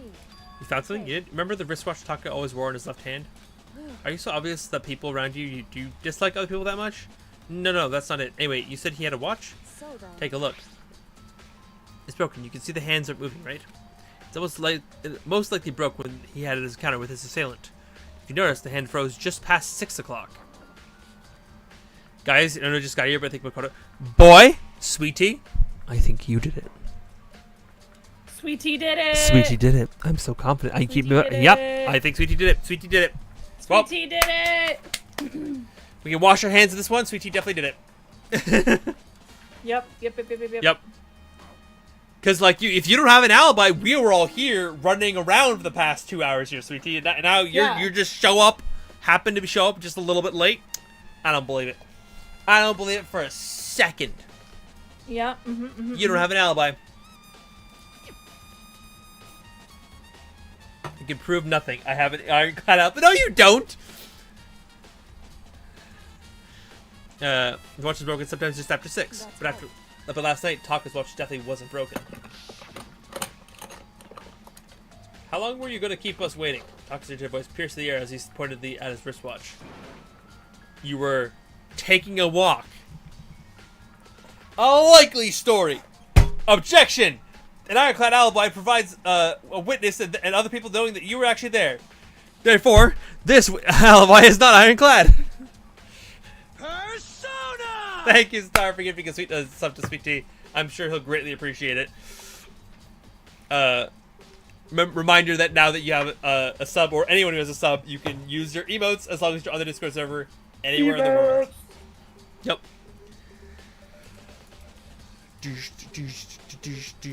in other words, So if it worked at 10 last night, it couldn't have been broken at 6 p.m. It must have happened at 6 this morning. however, And that's not all. Look at Taka's left hand. It appears to be gripping something. You're right, there's something white in there. Makoto, You try and pry it out. Me? because Rigor mortis has already been set in. Boys are better suited for this manual labor, right? Okay. I grasped Taka's cold hand. The ice-cold hand was nearly enough to cause my heart to stop breathing. After some effort, I finally was able to free the object tightly clenched in his fist. A piece of paper. hey, Was that all he had in his hand? Yeah, that's it. Just a little scrap of paper. Doesn't seem like much of a clue, is does it? that right? Wonder about that. Turn to Fumi's body. So then, Let's check Fumi's body now. Perhaps he left a few clues of his own. Good old Kiyotaka with a scrap of paper. You're innocent? Boy. I don't like it.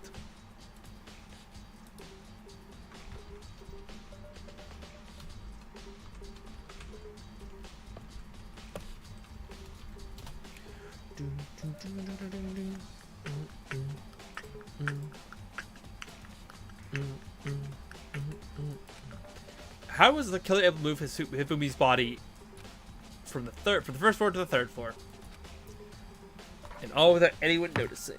I can't see how it's possible. Seems Hifumi died from a blow to the head. He was most likely killed using Justice Hammer 3, which we found in the nervous office, but We found his body in the nurse's office. His glasses were covered in blood. But now they're spotless. Does that mean that someone wiped his glasses clean? But who would do that and why?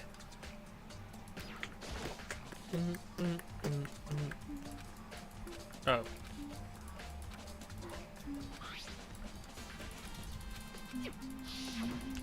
I fucked up. I wasn't supposed to click this again. Oopsie poopsie. Hello. Indeed. More than expected, to be honest. Look at this. A wad of paper. That's right. Hoobie had it hidden on him.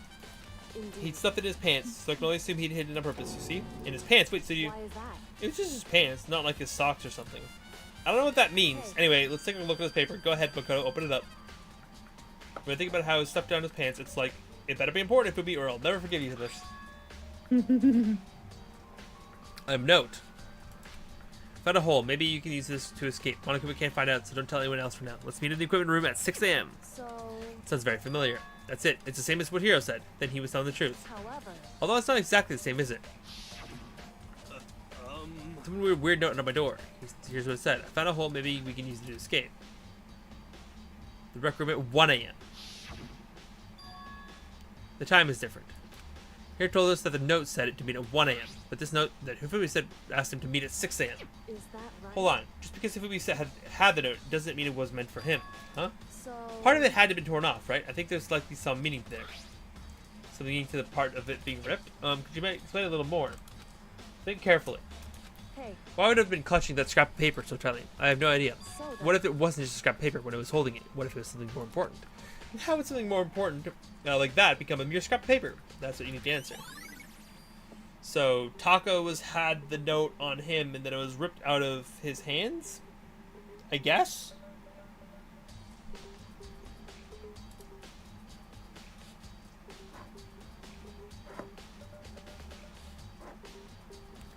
Nightbot, I don't know why you deleted that message. What you want about it? Is Nightbot misbehaving again? Oh. Oh. There it is. Sweetie sent too many periods and then just tagged Zatara, so Nightbot thought it was something bad. But now I have a little more context. It makes sense. Sweetie saying, mind telling you why I got a notification there, Zatara. Hey, okay. hey, And while we're at it, I should tell you one other thing. The two victims this time definitely had their e-handbooks on them, so the handbooks have nothing to do with how the murders were carried out. Not that there's any reason to think they were connected to the killings in the first place. So you don't have to think about the handbooks this time, right? is If you that didn't have to think about them all, then I wouldn't have gone out of my way to mention it. All I said was that they weren't used to carry out the murders. There may come a point, however, where a handbook may play a role. There's just all these buttons, and then strange things happen. Right. Okay, I understand. I don't think I understand. Huh? Better keep it in mind that the handbooks might be important later. Ding dong, bing bong. I don't remember anything about this. Oh, God. I'm trying to think if I can remember anything. I remember who the culprit is, and I remember two big details about this case, but I don't remember everything else. I think I have to relearn. Yeah, I think I have other pieces, but I don't have all of the like things that are like connected. Okay.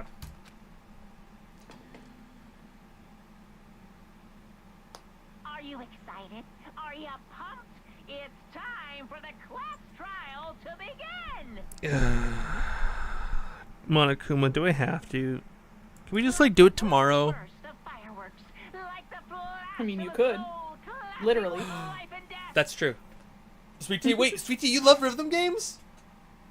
How Rhythm have we games! gone this far and not found out that you love rhythm games? Because both Kate and I also love rhythm games. Rhythm games. I haven't played them in a hot minute though. Yeah. I I used to play them be a lot part more. of my DDR club in college. Yeah. I played a lot of Osu back in the day, but it was helpful, but also addicting. I played a lot of it in my editing class, more than I should admit. Because the teacher would do something, and as she was like teaching, I would do it along with her. And I was like, okay, this makes sense. And then I'd play Osu as she would walk around the class and make sure everyone got it, because a lot of people didn't understand what she was doing. And then she'd walk over to me. I would alt tab, show her that I did it properly. She's like, good, moving on. And she'd walk away, and I'd switch it. Then she would turn away, because I was like, there was like 3 lanes. And the second that she turned away from my lane, because I was at the end, I would alt tab back and keep playing. Because it's very easy, like, I'm just doing this, and I'm just hitting 2 keys, and I'm just moving my mouse. It's all you need to do for editing is basically hit like a very few keys and just move your mouse. So it's like, I got away with it a lot more than I should have. But also, naughty.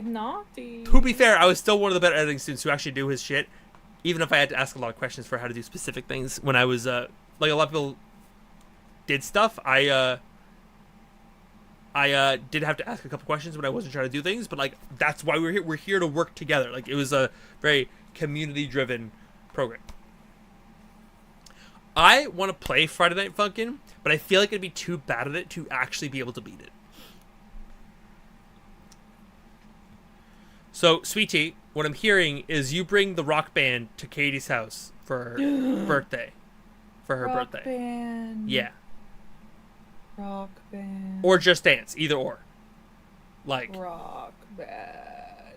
Katie's really good at rock band. Well, I'm only good at one instrument. The voice.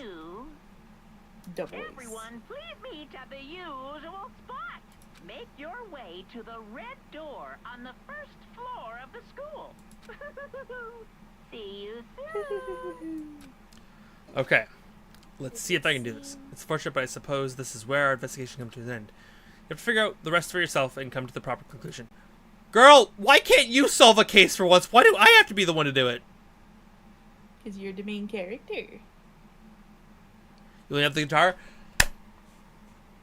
I was going to say I could bring the instruments, but actually no, I can't because I don't have the means to bring the instruments down to Katie's. But theoretically, I have it. I have the instruments. I have some of the instruments, not all. I have some of the instruments. You just spare your wife the headache? Oh, that's fair. I love that you play drums too. That's so good.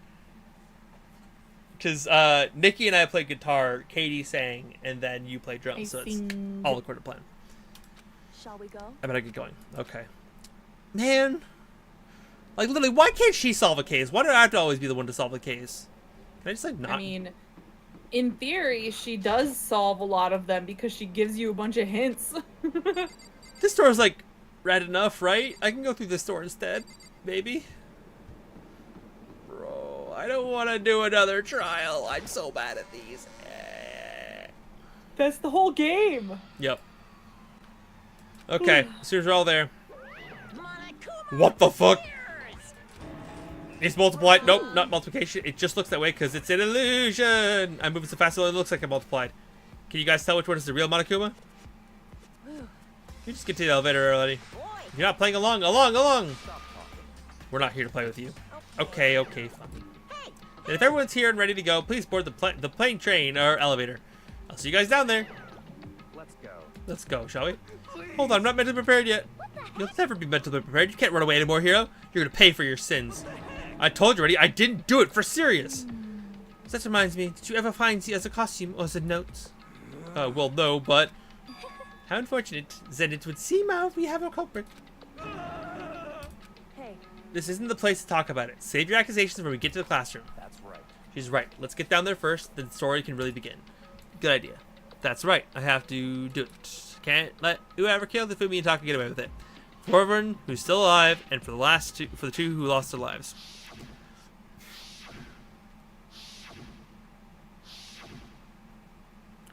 The one who killed the Fumi and Taka. The one who killed the two of our friends. The killer is you. Oh wait, sorry, not you.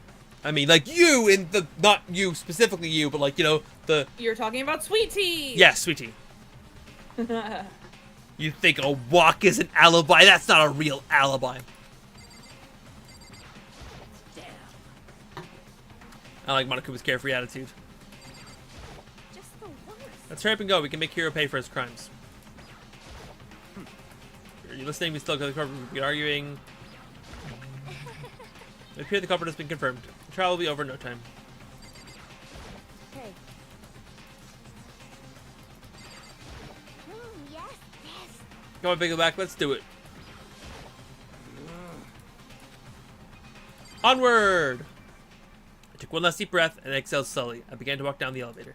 Once everyone was on aboard. On a board. On aboard. Save. We are now done the investigation. The doors closed in the room, and the steel box began to move. Down, down, down. There's no one left. We have lost so many people. Holy shit. The clicking of the elevator kept us company as we fell further and further down. There's no going back. Until we settled all this, we couldn't go anywhere. Not sure how long it was until the elevator came to a stop. The elevator doors slid open, opening up onto a cruel fate. When I see all you're gathered together like this, I realize just how few of you there are left. Your school life is slowly reaching its climax. Only because of you. Why are you making us do such cruel things to each other? What? Do you really think you hate me so much? But I'm so cute! Come on. Stop goofing around and begin the trial. Don't rush me. Of course I'm going to start it. Never be like, stay tuned for the action-packed class trial after this commercial break. So, guys, thank you so much for watching. I'll see you guys tomorrow. We're going to be finishing up the class trial, and, no? I should keep going? I mean, if you guys don't care, I could stop here. Like, I could just go. I was wondering how long you were planning to go. Like, are you able to save in the middle of the trials? I assume so, yeah? Oh, yeah. So you could do, like, part of it. Yeah, I could do part of the trial and then finish it. Tomorrow or what have you. But not gonna be tomorrow, because tomorrow I have a fun idea I want to do. Hopefully but I need people to come to stream tomorrow, because if no one comes to stream tomorrow, then we can't do the fun thing. But if people come I don't even know what the fun thing is. I want to do the thing we did last year, right around my birthday. Oh. Yeah. It's not your birthday.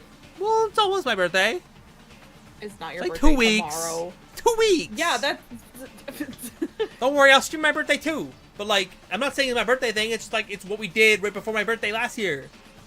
Ah, okay. I thought you were saying, like, this was part 1 of your birthday, and I was like, bro, it's 2 weeks away! Nah. I'll celebrate my birthday on 7 different days in like, the span of 2 months, but I will not do that. You think I'm kidding? I did that 1 year. It was really fun. But yeah, we can keep going a little bit.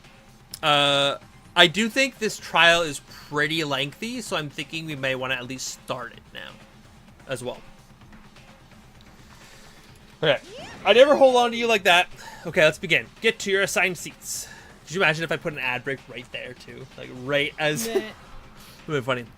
The curtain opened again. A deadly judgment, a deadly deception, a deadly betrayal, a deadly riddle, a deadly defense, a deadly faith, a class, a trial.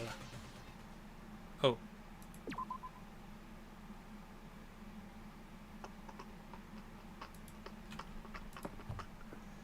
Here we go. Let's set some skills. We have 17 points. Tranquility. That seems pretty good. I don't have it. I didn't get many new things. I only got tranquility. So I have enough SP to almost equip another thing, but I just don't have enough things to utilize.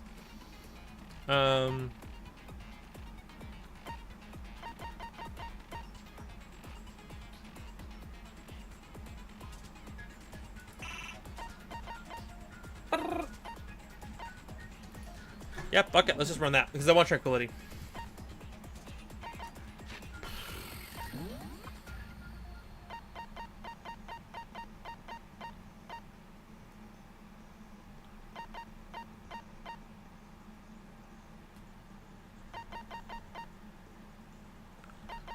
The writing is the same for who left the note and for the robot instructions.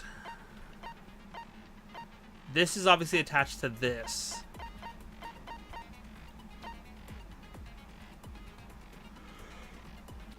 I'm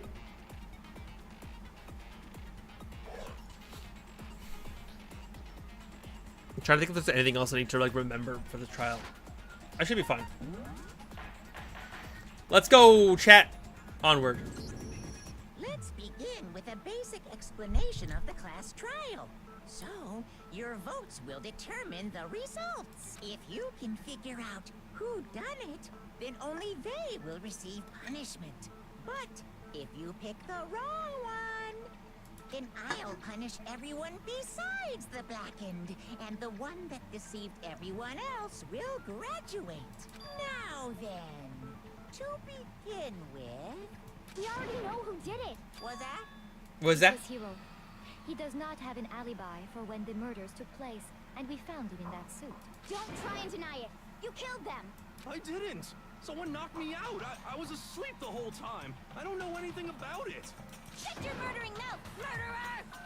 God. Who are you calling a murderer? I am sorry to say, hero, but we do have evidence. Blueprint for the suit. Parts we assume were used to build it, and all of it was found in your room. You have to admit, the evidence is quite compelling. It points to you as having created the suit and wearing it while committing crime after crime. How many times do I have to tell you? I don't know. I don't know. Is he really a killer, or for anything else, you have to make that clear? Okay. I have to use my brain. The brain. Everything we found in your room. The blueprints, the suit parts, they are all proof enough that you are the culprit.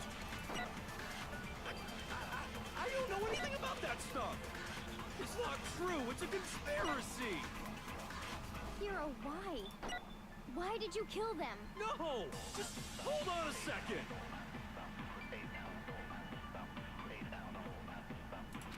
Remember, right, his handwriting is very clean.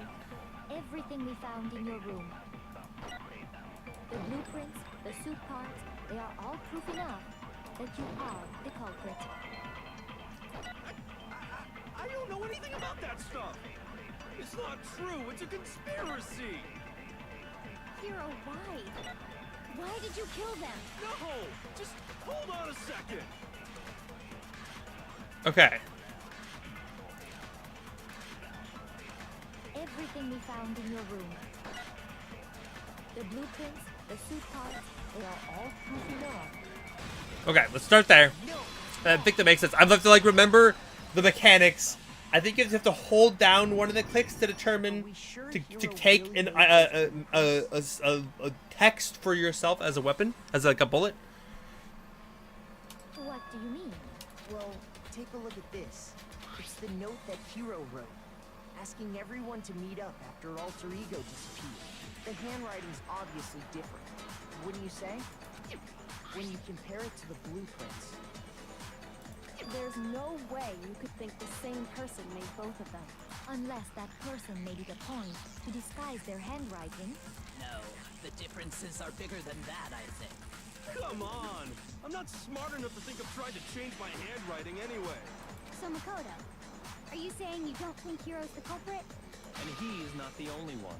I think Hero is innocent as well. Huh. Then who was in that Robo-Justice suit? Is it like Hero said? Was there really someone running around in a second suit? The suspicious individual hidden within the suit. Go ahead, Makoto. Tell them who it was. Of course he passes it to me. This man's like, I also think Hero is innocent as well. I'm so confident. And then decides, why don't you tell him how confident you are about my statement? So, who was in the Robo-Justice suit?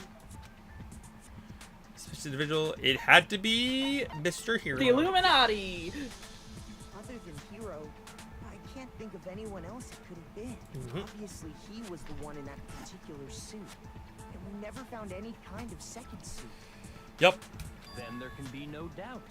Hero is the prime suspect. That doesn't make any sense. You just said Hero didn't do it. It makes perfect sense. Hero was the suspicious individual in the suit, but he's not the culprit. So what you're saying is... That's right.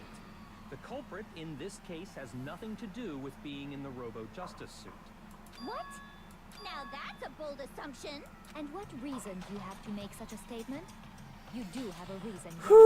Yes. I forgot about how, like, Byakuya comes out swinging in this one, and I forgot about that. Yeah. Of course.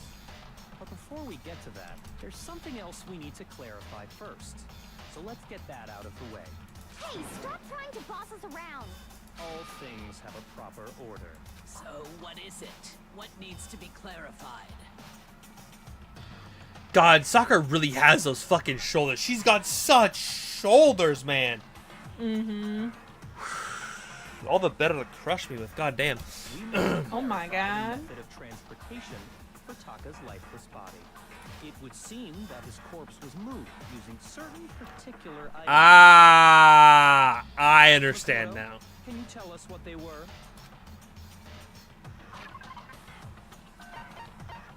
The blue tarp. I got it! And the dolly. I got it! They were a dolly and a tarp, right? So, let's see if I can explain.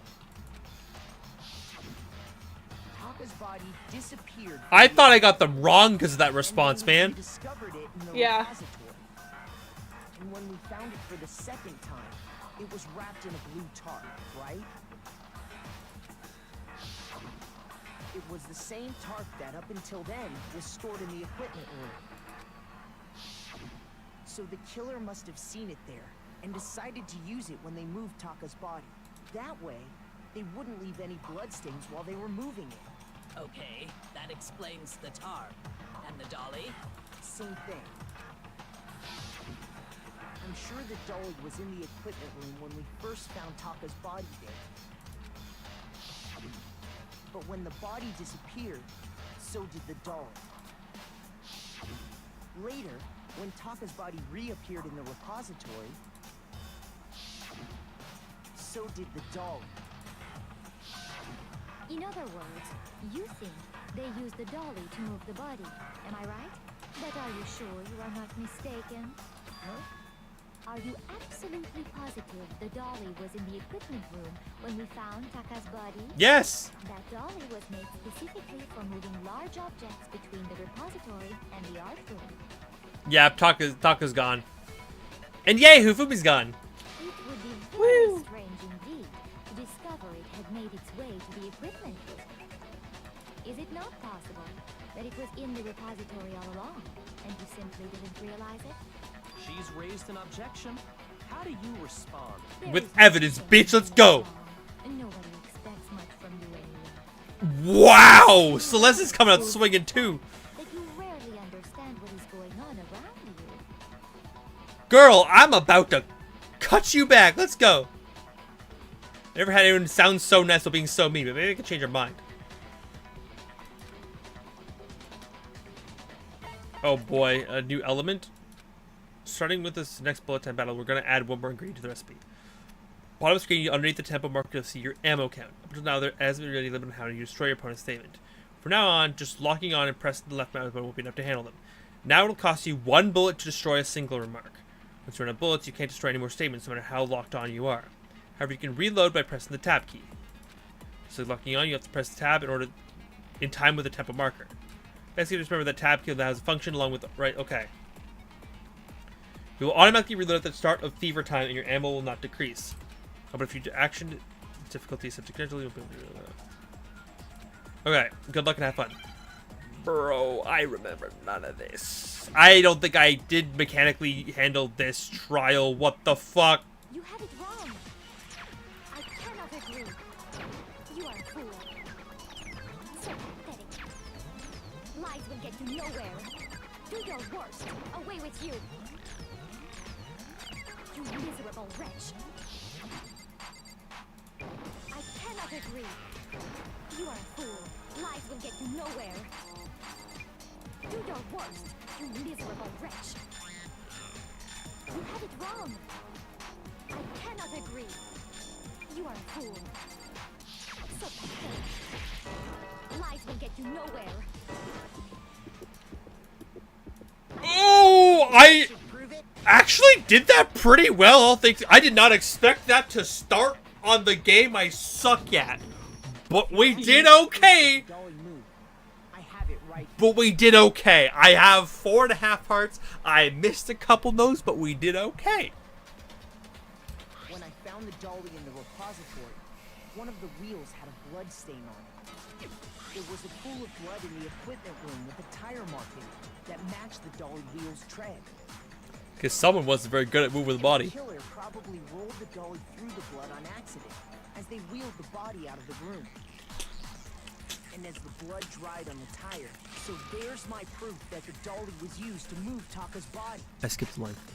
The club pilot rolled the dolly through the blood on the accident as the wheel of the room, and the blood on the so they moved the body into the repository. Okay.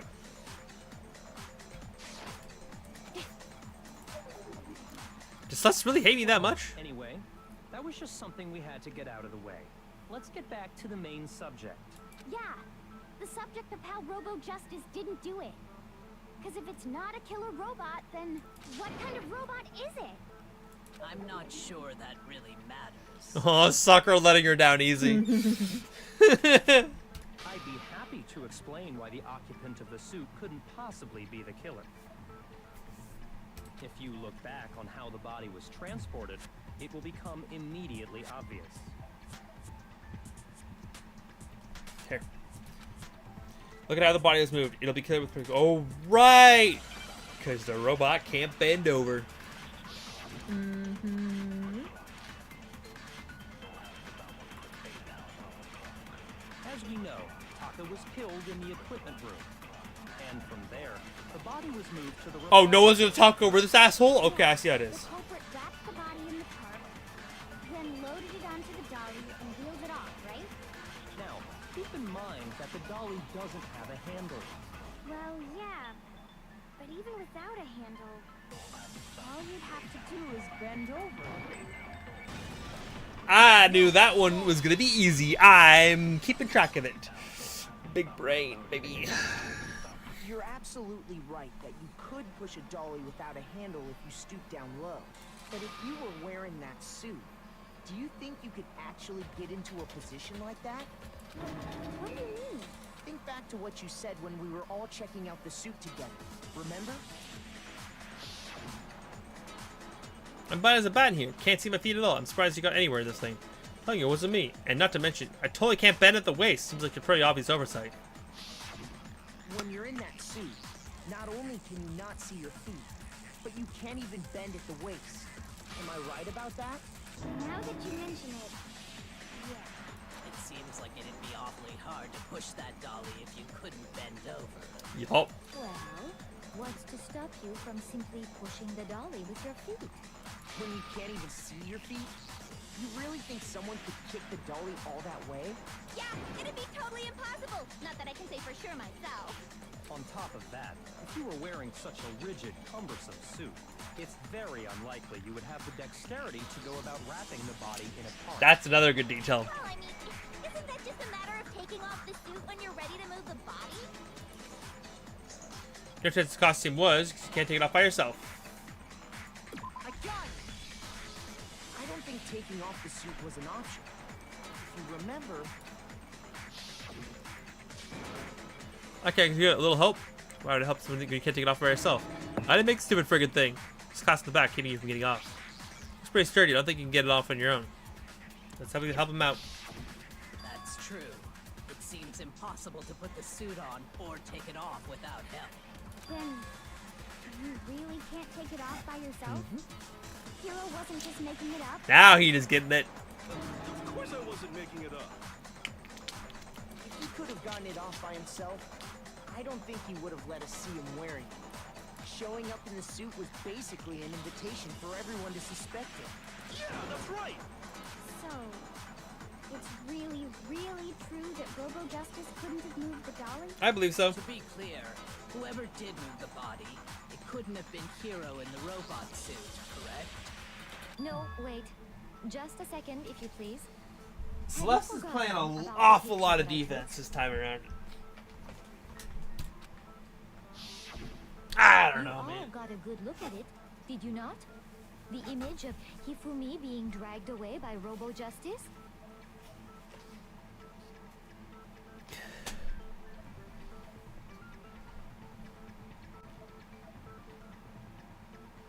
Is he? If whoever was in that suit is not the culprit, Maybe he's just getting a nice hug. Yeah, I could have just been startled from getting a hug from Hiro from behind.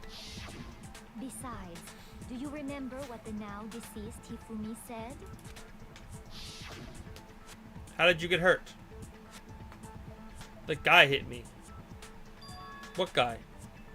Robo Justice. That's why he's calling me here. So long as those facts exist, the proper conclusion is beyond question. Is it though? The individual inside the suit and the culprit are one and the same. It was Hiro. I don't know. I think there might be more to this one. Yeah. Chat. Yeah, that's gotta be right. Hold on a second. It's still far too early to reach that conclusion. Thank you, Kyoko. Besides, there's no hurry to decide who did it. Before we rush to a verdict, shouldn't we explore every single possibility? Instead of seizing on one viewpoint, the truth is uncovered by analyzing things from every angle. What's the logo on her tie? Has it always been there? I'm just noticing it now. Huh. There's a logo on Kyoko's tie. Where? Dead set in the middle. Right above her arm. Isn't that just like a wrinkle in the fabric? No, it's not. It's too distinct. Right? Are you sure? I assume. Perhaps. But where do we go from here? Let's review this series of unfortunate events. Oh, maybe from the it beginning. is. Maybe we'll uncover something Yeah. new. Oh wait, no, I think it is a logo. Yeah, it's a logo. You're right. What a pain in the ass. I looked up pictures of her outside of the game. Oh, okay, cool. I don't disagree, but our lives are on the line. If this is what it takes, we have to do it. Plus, maybe we'll get to find out where the heck Kyoko was when everything went down. All right then, let's take another look back at what happened. I suppose we could start with this morning. I mean, everything happened about like 10 minutes. Like, she could have just been taking a shit and just doesn't want to talk about it. Like, guys, like, let's be honest. Like, No, that's not till the next game. oh, you're right. 4 of us gathered together in the dining hall. Makoto, Hina, Kyoko, and myself. We waited there for quite a while, but nobody else showed up, so we went to look for everyone. That was around 8 a.m. And as soon as we split up, Kyoko went missing. Soon after that, Hina found Celeste in the rec room and quickly came to get Makoto and me. It seems I was unconscious for about an hour after I was attacked by my mystery assailant. I know it was an hour because I remember being attacked a little after 7. That was when we saw Celeste's picture and discovered that her assailant had been wearing a strange costume. There's still so much food coloring on my hands. It was Robo Oh, no. Like, I'm just looking at it now. It There's also so soon became much. clear that this same Yeah. Robo Justice Oh, had God. abducted Hifumi. Hold on, very quickly. We were soon joined in our search by Byakuya and Toko, and then went on to find Hifumi in the I mean, we're just library. doing the retelling right now. But like, chat, look at my hands. There's so much food coloring on them. Like, look at my nail. Hold on. Like the nails is like completely blue. You're blue, ba da ba dee da ba. Yeah. And I washed my hands so much, and they kept getting worse because the kids kept putting more food coloring to make a deeper color. But like, God, my hand, like, these were dark from holding a plate that the volcano was on, and it seeped through. That's how much food coloring these kids were using. Just nuts. Absolutely nuts. Anyways. He was injured, so we took him to the nurse's office and resumed our search for the suspect. But not long after leaving the nurse's office,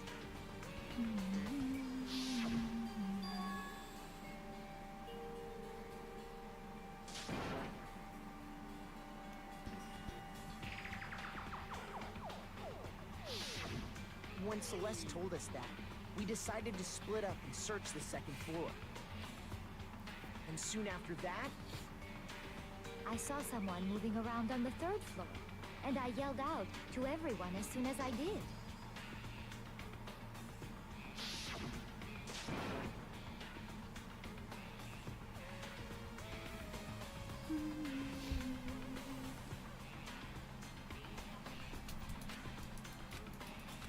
Okay. and then She screamed again. Oh, that was Hifumi's scream. And then Hifumi gets attacked again. at that point we decided to divide up into two groups. Celeste, Hina, and I went back to the nurse's office, while Sakura, Byakuya, and Toko chased after the suspect. When we got back to the nurse's office, we found Hifumi, dead. And that's when we heard the body discovery announcement. I left Celeste and Hina there and headed back to the third floor to let the others know what had happened. Meanwhile, we had just discovered Taka's body in the equipment room. We must have found both bodies at almost exactly the same time, because we heard the same announcement not long after we discovered his body. And that's when I told you guys about Hifumi. Then the three of us headed for the nurse's office. But right after we left the physics lab, we ran into Celeste, who'd arrived after us. And she told us something very surprising. Hifumi's body disappeared. We rushed back to the nurse's office and saw that she was right. Then we remembered we'd left Toko passed out in the equipment room, so we hurried back again.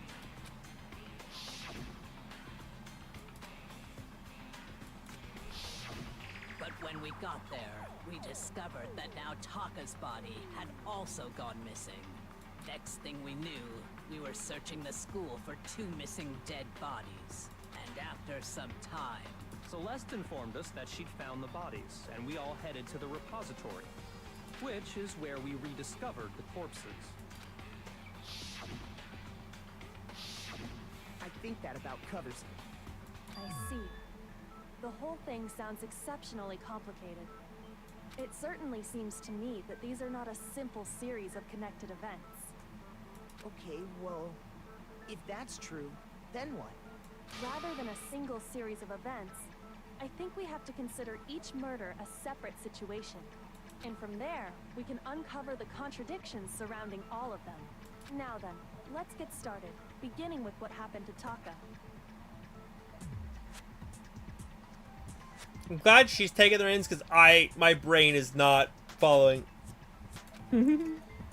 No, I have to shoot things now. God damn it! I don't want to shoot Pew, words. pew, Pew pew pew pew pew. Molecule file number 3. I don't remember what that means.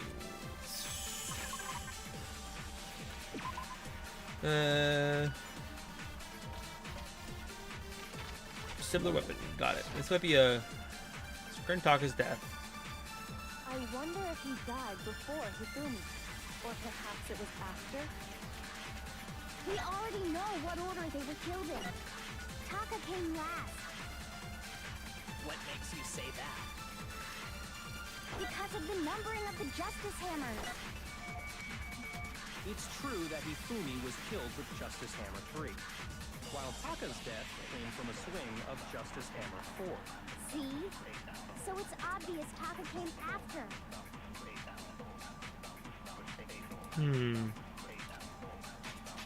So, regarding Taka's death, I wonder if he died before Hifumi, or perhaps it was after? We already know what order they were killed in. Taka came last. What makes you say that? Because of the numbering of the Justice Hammers. It's true that Hifumi was killed with Justice Hammer 3, while Taka's death came from a swing of Justice Hammer 4. See? So it's obvious Taka came after.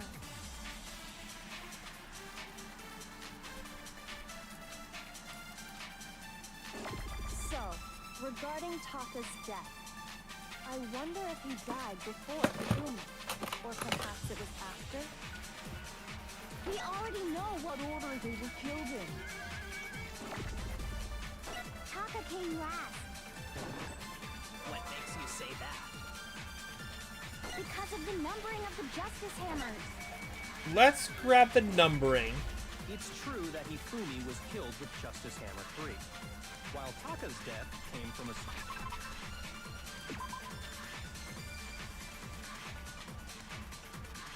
Like, the thing is a similar, to me, a similar weapon implies both a hammer. It doesn't say, like, a hammer and, like, a spiked mace. Like, it's two different objects. They're both killed with a hammer, therefore, there's not much of a...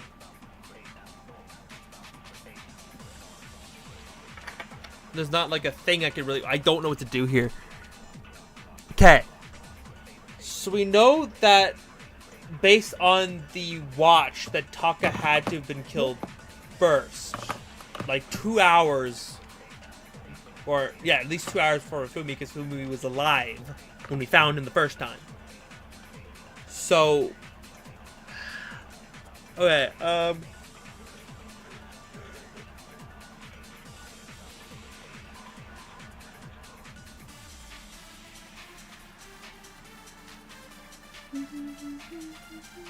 I just don't know what they want me to do as far as which contract, like the order, and we have the numbering. See? So it's obvious Taka came after.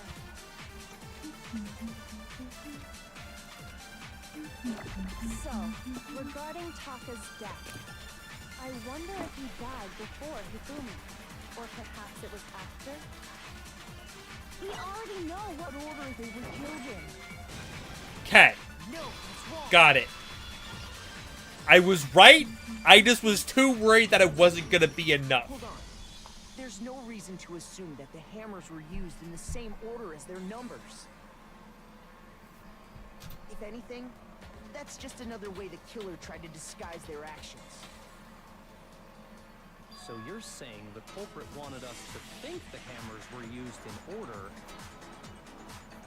but in reality, Taka was killed before Hifumi? Okay then, let's see the proof. The watch.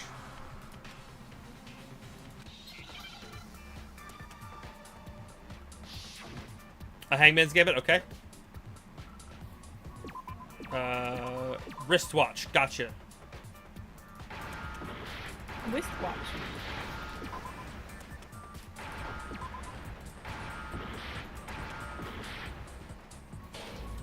Oh, I forgot I have to shoot things. Okay.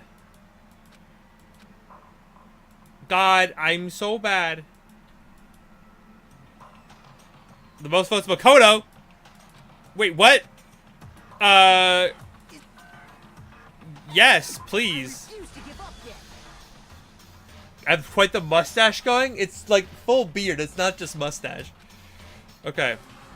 Please never just have a mustache. No, I don't. I'll I cry. don't like just the mustache. It's not my vibe at all. I hate it. I hate it. So does this one have to actually shoot stuff?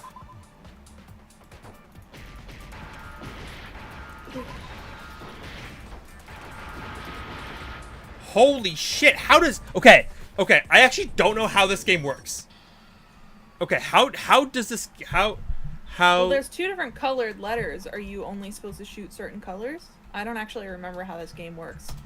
Okay, we're looking this up because I actually don't remember how to play this one.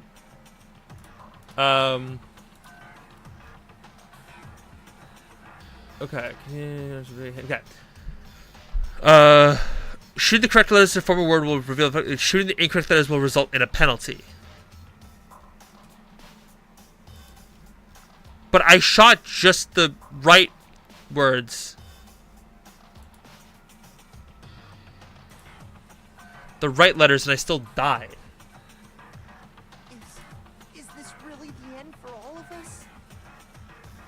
Okay, I'm just gonna try one more time, and I'm only gonna shoot the correct letters, and just hope that works.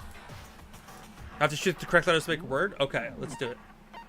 I refuse to give up yet. Okay. This is the one that I don't remember how to play, so forgive me for being a little off on this one.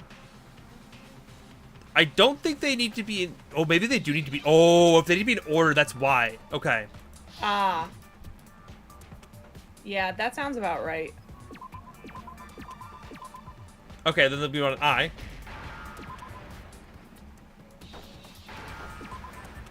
Wrist. Walk. Holy crap, it's so much easier!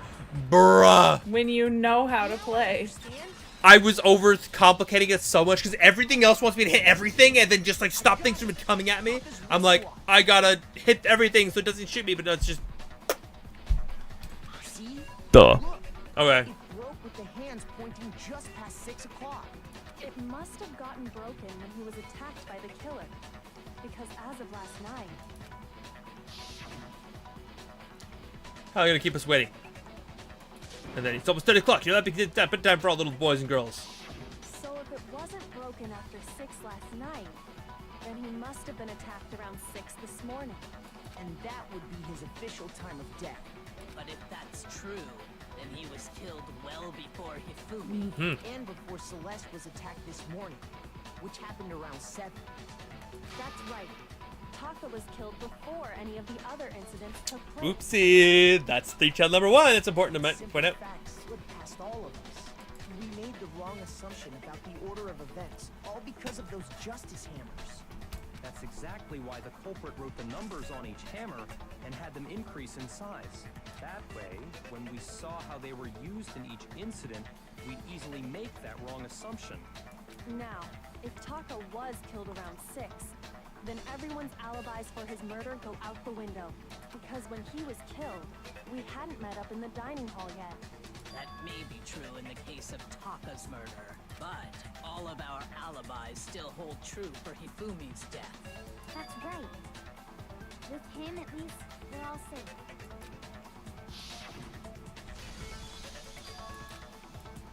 Oh, right. When we heard Hifumi screaming, we were all together. Except for Hiro and Kyoko. Then we all ran down to the nurse's office, and that's where we found his body. That's totally true. We're all in the clear. Oh, I know. They must have recorded him screaming on a tape or something, then played it later on. If that's true, where's the tape? I don't know. Don't just go making stuff up. I love that her hair, like the top of her hair, turns into like a scythe when she's angry, spikes when she's yelling, a swirl when she's happy. Like it changes around. We all Yeah. have solid alibis for when we heard Hifumi scream. Since all of us were there together, clearly none of us could have killed him. And it does not stop there. There was also the moment when we discovered his body had disappeared. When his body vanished from the nurse's office, Hina and I were in the bathroom together, while everyone else was in the equipment room, correct? And then there's the disappearance of Taka's body from the equipment room. At that time, we were all gathered together in the nurse's office because of Hifumi going missing. Oh my god, my brain is running circles trying to solve. Because I know what happens, but because of what they're saying, my brain is trying to figure out, okay, what do I have to answer to get from point A to point B? I swear, doing a crime-solving game like this, like Phoenix Wright, is so much harder the second time through. Because the first time, you're just trying to figure out what the fuck happened. And that's all, you're just trying to get from point A to point B, and there's no, like, mess of other thoughts that's going to confuse you. It's just you trying to solve the puzzle. But now, I know the answer to the puzzle, and I'm trying to get from point A to point B, and remember what actually pieces where, as opposed to just trying to get me from point A to point B and follow the plot. Which is a very vastly different experience. I was passed out in the equipment room the whole time. Right. Then what if Genocide Jill did it? She could have dragged Taka's body out of there right then. Even if she could pull that off, there's no way she could have done the same with Hifumi's body. Because, as we just established, she was passed out in the equipment room when his body disappeared. Right. Besides, I didn't do either of them anyway. In other words, it is impossible that any of us could have killed Hifumi or moved either of their bodies. On the other hand, Hiro and Kyoko had disappeared, so they most certainly could have done those things. So what now, For Kyoko? now, we can't get fixated on who did it, or we'll just keep going around in circles. So instead of who, I propose we start talking about how. In particular, I think we need to figure out how Hifumi's body got moved. That's true. We searched everywhere, but we couldn't figure out how to explain his body disappearing. And according to what Celeste said, Could have been gone for more than a minute or two, though. So then the killer was able to get in and move Hifumi's body in that short amount of time. It seems so. his body apparently disappeared in the 1 minute her and Hina took their eyes off of it. But to carry that much weight from the first floor up to the third in that short amount of time? Oh man, yeah. There's no way. It'd be impossible. Well, what if I told you there was a way to make the impossible possible? Gurren Lagann? What? How? If the dead body were to move itself. Whoa! Okay, thank you. Like that. I feel like that's the best spot to end. But I want to keep going. I want to keep. I think we actually could finish the trial like right now. It'd be a little bit of a longer stream, but I'm down to go. If you're good to go, I kind of want to keep going. Are you talking to me or chat? You. Oh, okay. You're good to go?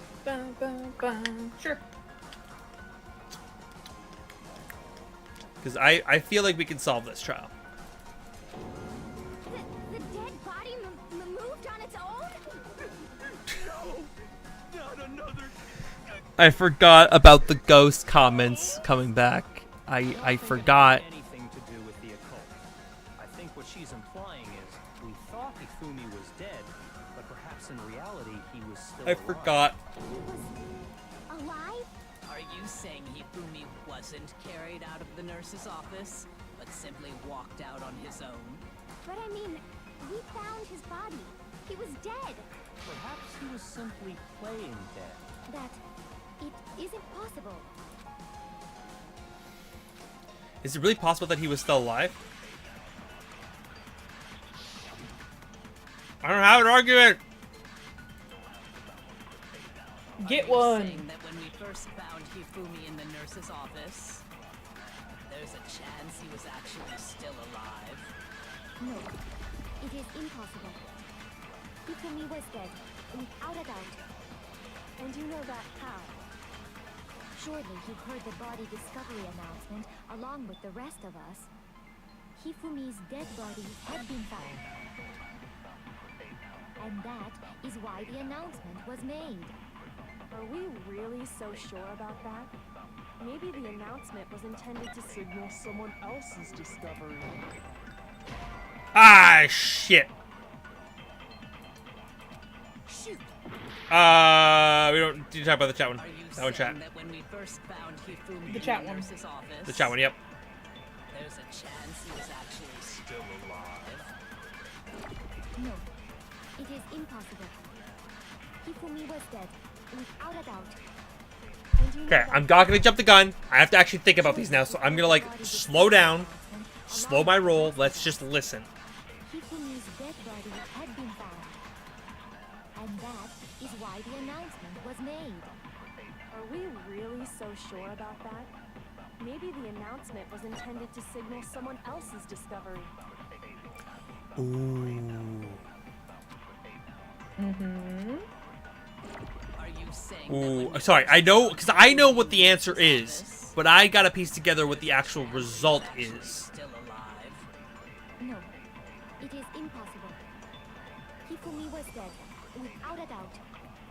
And you know that how?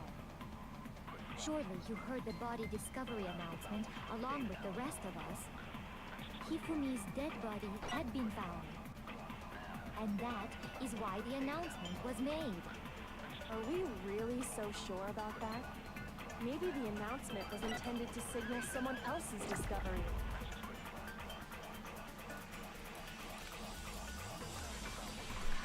Are you saying that when we first found Hifumi in the nurse's office, there's a chance he was actually still alive? No, it is impossible. Okay, it's either one or the other. You gotta figure out how they contradict though. And you know that how? Surely you heard the body discovery announcement along with the rest of us. Hifumi's dead body had been found. Got it. Oh, God damn it, sweet tea. Posture checking me and don't dry dirty me? Fine. Fine. If I must. The body discovery announcement that was made really intended for Hifumi?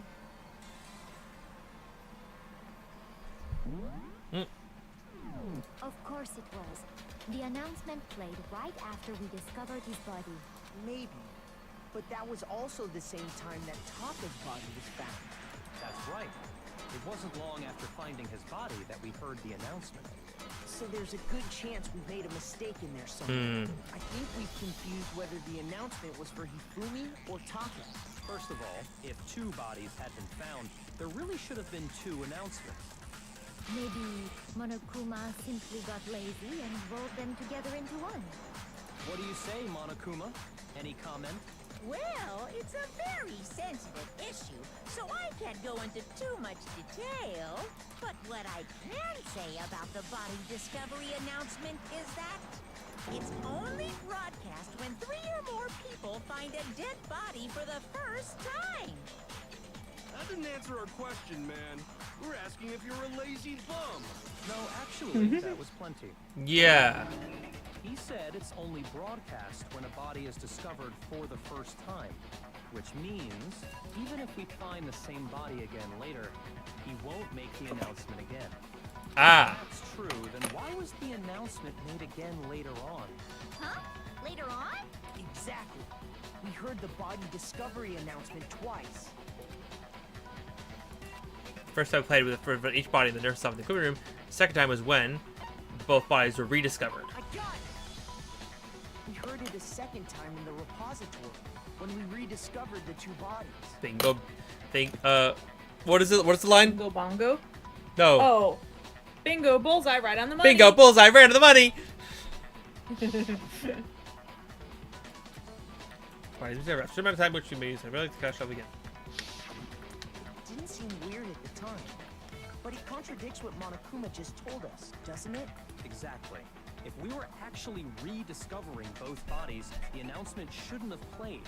And in reality, when the 2 dead bodies were rediscovered, one of them was actually being discovered for the first time. So, when we found Hifumi the first time in the nurse's office, he wasn't actually dead. Meaning, he wasn't actually found dead until we came upon him in the repository. Yep. And that's just Okay. part of it. There's one other thing that leads me to believe he was still alive in the nurse's office. Oh, I know! Because he was super good at playing dead! Bada bing, bada boom! Bingo, bullseye, right on the money! That is the worst logic I have ever heard. But honestly, I do not think there's anything that can prove he was still alive. Okay then, let's take another look at the events surrounding the discovery of his body. Then it should become clear whether he was really alive or not. This whole thing is pointless. Proof that Hifumi was still alive. I have to find it and show it everyone. Okay, so I gotta use the hanky. His glass is cleaner.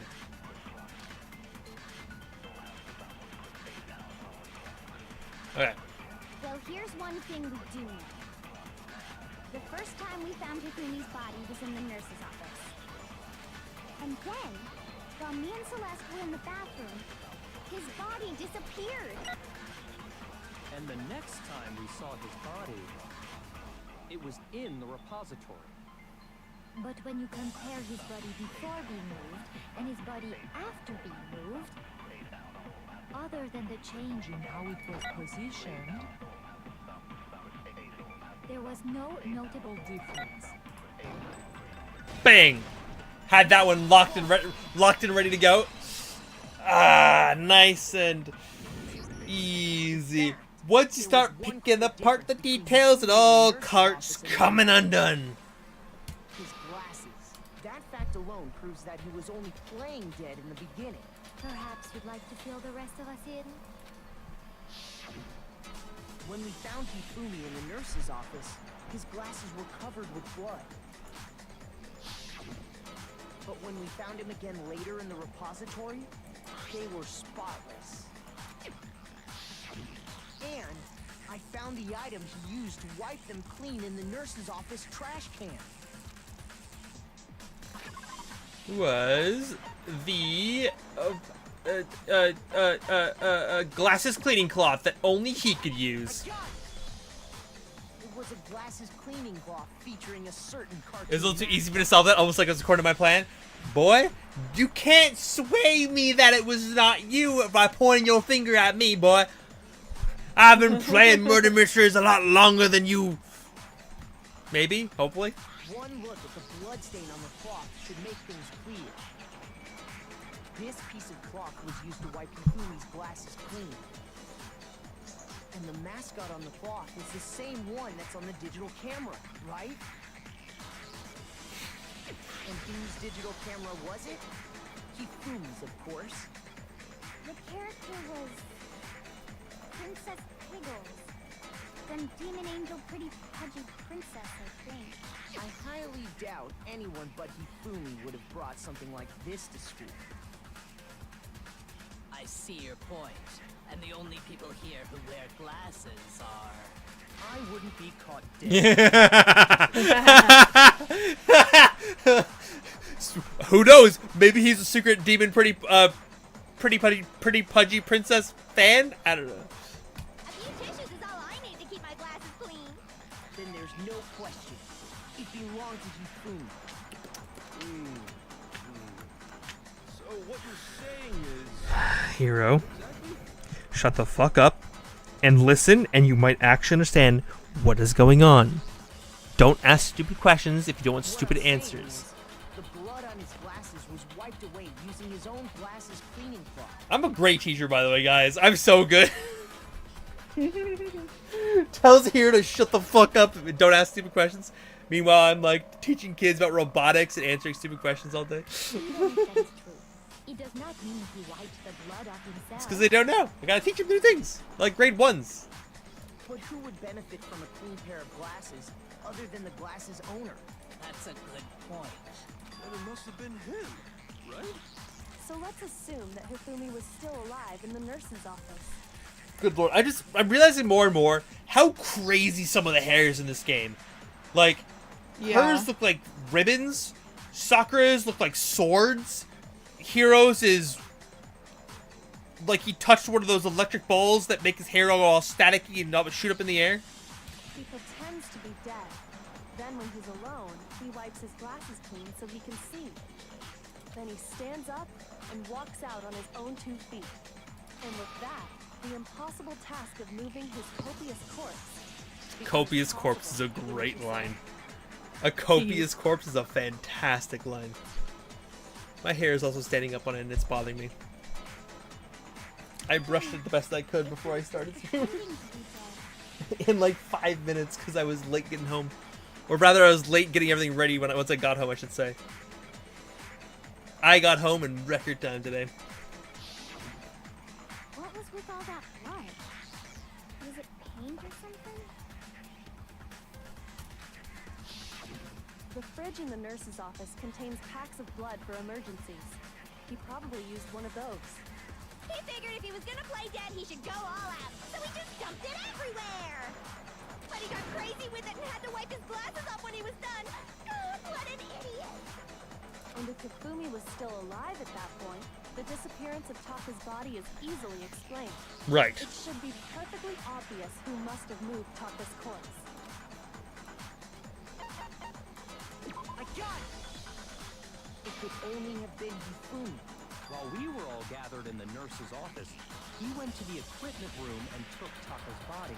That also explains how the door to the repository got locked. The door was locked?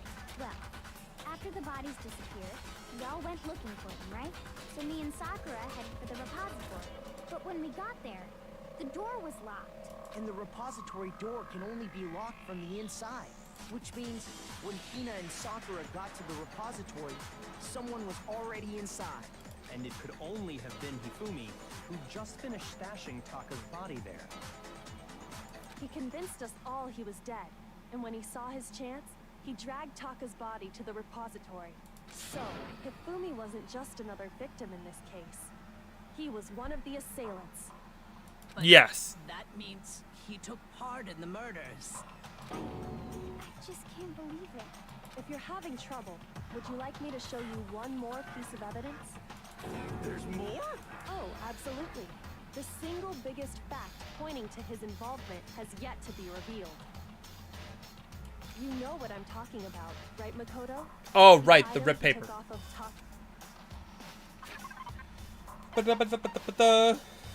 of Kitaka scrap of paper.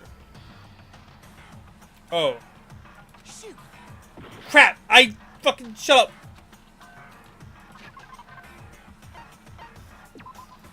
Alright. I got it! You're talking about the note Hifumi had hidden away, aren't you? Hidden note? That's right. We found it stuffed in his pants. What? In his pants? Yes, his pants. Okay, well, forget about the pants for now. Take a look at what the note says. Found a hole, maybe you can use escape. My equipment can't find out, so don't tell anyone else for now. Let's meet in the equipment room at 6 a.m. That's the note I was telling you about. The one that told me where to go. Huh? Wait, this one's a little different. In my note it said, Monokuma can't find out, so don't tell anyone else for now. Let's meet in the rec room at 1 a.m. I see. Then this note isn't the same one Hiro got. It's not the same? In other words, the killer got in touch with another person besides Hiro. And that person could only have been... Hifumi's pants! Yes, Hifumi's pants. The true culprit. That's right! Taka! The killer used this note. I love how there's to always a trial joke Taka answer. and murder him. So Yep. funny. Hello, over here. Objection! Objection! I don't really understand what's going on, but Hifumi had that letter, right? So whoever wrote it wasn't drawing out TikTok, they were drawing out Huffy. Just to be clear, TikTok is Taka and... Well, you heard it here first, folks. TikTok TikTok is Taka. is Taka. Kiyotaka is TikTok. They're one and the yep, same. They're one and the same. When you're doom scrolling on Taka. Yep. Oh, yes! Why must you ruin it every time? I can't let her get to me.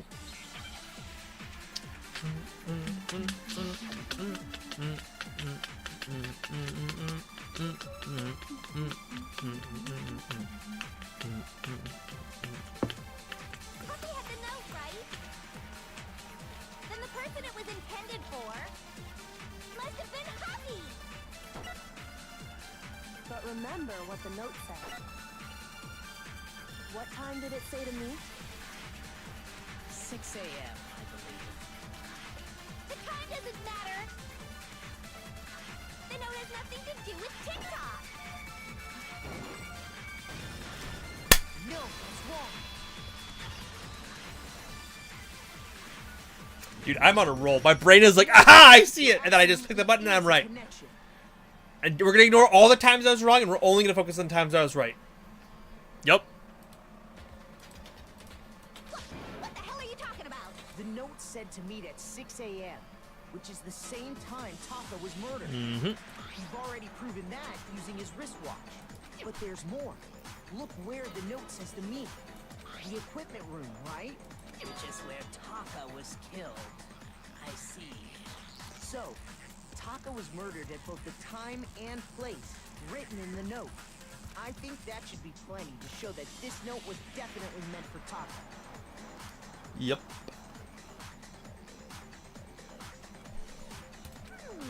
Well, when you put it like that. No further objections.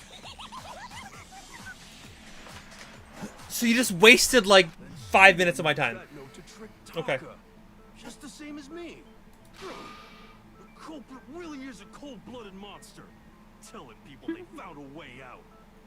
But if they gave the note to Taka, what was Hifumi doing with it? Stuffed down his pants, no less. Most likely, Hifumi stole it off Taka's corpse after he died. He stole it? Where's your proof? Go ahead, show us. Scrap of paper. Scrap of paper. Let's go, baby. When I searched Taka's body, I saw that his lifeless hand was gripping a small scrap of paper. If I'm right about this, the sheet of paper this piece came from is... I knew it! It fits perfectly with the note we found hidden on Hifumi. Then Taka's scrap and Hifumi's note. Yup, they're from the same piece of paper. Hifumi had the note meant for Taka, while Taka's corpse still grasped a small piece of that note. There is only one way to explain it. Taka died clutching the note. Hifumi tried to free the note from its death grip, leaving behind only one small scrap. Did I get all that right? That means Hifumi knew the note was important. Exactly. Which proves that he was an accomplice in the murder. Whoa. Yeah. After seeing all this, Hifumi was super Yes. involved in this I whole think Hifumi might have been involved as well. In fact, he was behind the whole thing. In fact, he's still alive. Sorry, No. no. When we found him in the repository, Hifumi was truly and completely dead. The second body discovery announcement proves that. So then, who killed Hifumi? Whoever did is the mastermind, the true killer. True killer. He was killed in the repository. So he must have been killed not long after transporting Taka's body.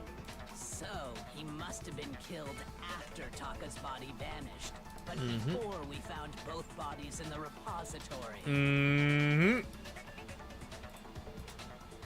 During that time, we'd all split up and were searching for Taka's missing body. In other words, during that time, none of us have alibis. Wait, but me and Sakura were together. Stop trying to steal the spotlight, you stupid walrus. She's so mad at her for no reason. Anyway, when they were killed bothers me too. But there's something that's been bothering me even more. And what might that be? The weapon they used to kill Hifumi. The weapon? Yeah, because I mean, according to the Monokuma file, the way Taka and Hifumi were killed was almost the same, with them having similar fractures and all. But Justice Hammer 3 and 4 were still laying around in the nurse's office and equipment room, right? By golly, the man has a good point. I didn't think you would get here, chap, but he has a good point. Okay, let's run it His back. hair has a lot of points. So if Hifumi was killed in the repository, the culprit would have had to grab one of the hammers, kill Hifumi, then put the hammer back where they found it. But wouldn't that be seriously risky for him? I'm surprised. It seems there's some semblance of a brain knocking around that skull of yours after. I made the joke, but then Bianca had to go and make the joke too, which ruins my joke, and I hate that more. This bitch took my joke and said it louder. I don't know about that. Okay. Game has you stumped on the combat section? Oh boy. Oh boy. Oh boy. Whenever there's a combat section like that, there's always hints or clues or perspectives you need to sort of find to see if you can like I feel like most games will not be mean about trying to get you to solve a combat section if it's particularly tricky. Like there's always clues to sort of figure out how to solve something. They just gotta kind of keep an eye out for those details. 'Cause like this is like pseudo spoilers, I guess. But at the end of Act 2 of Baldur's Gate, there's like a big mech you have to fight, potentially. And this big robot has like, is kind of like, you know, weak to certain damage types. And if you notice, there's a big fucking hammer in the middle of the screen. You're like, maybe I could use that. Oh, older game, 2005. First-person shooter named Fear. Yeah, good luck on that one. Okay, I'm gonna tap out now. Hope you enjoyed. Not very good at those kinds of games from that age. Hell yeah, it's packed in there good and tight. He's right, though. I don't understand it either. The Monokuma file makes it clear that they were killed using similar instruments. But if the hammers were already laying around those other rooms... So the question is, how could the culprit have gotten their hands on either of the hammers? Personally, I haven't a clue. So which hammer was used to attack Celeste? Number 1 or number 2? Those were accounted for in other rooms too. And I don't think either one is big enough to kill someone. Then... Is it not possible they used a different weapon? I don't think it is possible. They were both killed with the same kind of thing, right? So then, what was used to kill Hifumi? Huh. There was the one hammer that was clean on the shelf. We could use that. Oh, there it is. The smallest hammer, found it. Okay, cool. What was used to kill Hifumi? Was it Justice Hammer 3? Maybe Justice Hammer 4? Well, whatever it was, there's one thing we have to figure out. How was the culprit able to move around so freely with the weapon? Ah, my finger How slipped. did nobody witness them carrying it? Sounds like a Justice Hammer 5 is about to make its appearance! Check out murdergear.com/hammertime for more info! Slash hammer time, god damn it. One thing seems She's pretty so clear. fucking silly. The murder weapon had to be one of the Justice Hammers. Okay, thank you. I was like, I wonder if this is a statement. No, let's just wait until the end, and then Hero will say something stupid that we can, like, counteract. Good to know. The murder weapon wasn't a justice hammer at all. No, it was something completely different. But seriously? Jeez. I'm not tired, you're tired. Shut up. Specifically, a hammer from the repository. The killer could have easily used that to kill Hifumi. Now, all the hammers in the repository were covered in flecks of grit and debris. And for some reason, one of them had been scrubbed clean. Huh? And the reason it had been scrubbed clean was most likely Oh. because it was used to commit murder. So it's more like a puzzle game than Lundy. Or do you still have to, like, aim and shoot? Covered in Hifumi's blood, of course they'd have to clean it off. I'd also like to point out that the repository has all kinds of hammers. Big ones, small ones, and even some flat mallet-like ones. I think whoever made the Justice Hammers used those as a basis for their design. If that's true, that would explain the Monokuma Files note about the wounds being similar. To me, it reads the idea that you need to just optimize like your weapons for each kind of like the idea of like when you're playing an old like laser tag or like old style FPSs like that. It's kind of the situation where you have to like be smart and then pick which weapon is used for the optimal circumstance, as opposed to just like, I'm gonna shoot you with whatever I have. Like you gotta like you're optimizing for the tank. So make sure you have as much as possible as you need for the tank, and then if there's like 6 enemies that are all small, and then just the tank, you use the SMG, and then you like switch to rifle, get the blood to the tank gun. Ooh, then out of the grenades and landmine, yeah, okay, then it gets trickier. Like you could just use like set up the landmine. Like it's hard to like visualize. I'm like thinking like D&D right now, where it's like, you know, if you have limited ammo and resources, you want to make sure that you're optimizing your attacks and your abilities to deal with the smaller enemies, and then chunk the tank with your best abilities, your best spells, that kind of thing. Like that's kind of the way I'm doing it. Immediately, I would opt out of either the SMG or the automatic rifle, and then put like that's one slot, and then the other two seem really good, because you want to have the whatever the big super strong one used to help chunk that tank down with the shotgun, and then use grenades, and then just the rifle, the AR to like deal with the small things. Yeah. Or assault rifle, yeah, same thing, more or less. That'd be my guess at least. So Hifumi moved Taka's body to the repository, where someone then used a hammer to kill him. Yes. Whoever did that is the true killer. The one Hifumi was working with. And the one who betrayed him. Yes, ma'am. Hold on a moment. I I still think it's strange to assume someone was working together with him. No, it's The way not. The graduation rule works. There is no benefit to helping someone else carry out a murder. So the idea that anyone would work together like that is simply ludicrous. We talked about this, did we not? Actually, I think there's a loophole here. If I'm thinking correctly. But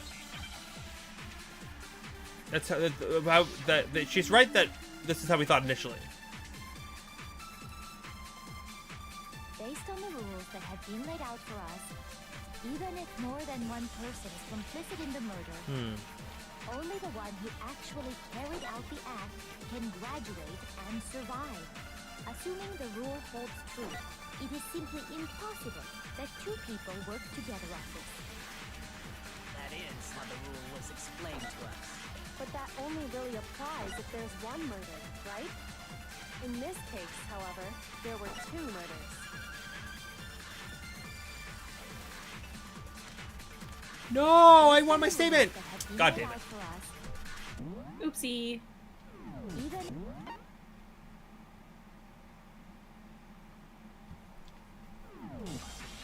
only the one who actually, assuming the rule holds true. That is. But that only really in this case. However, there were two murders. Got it.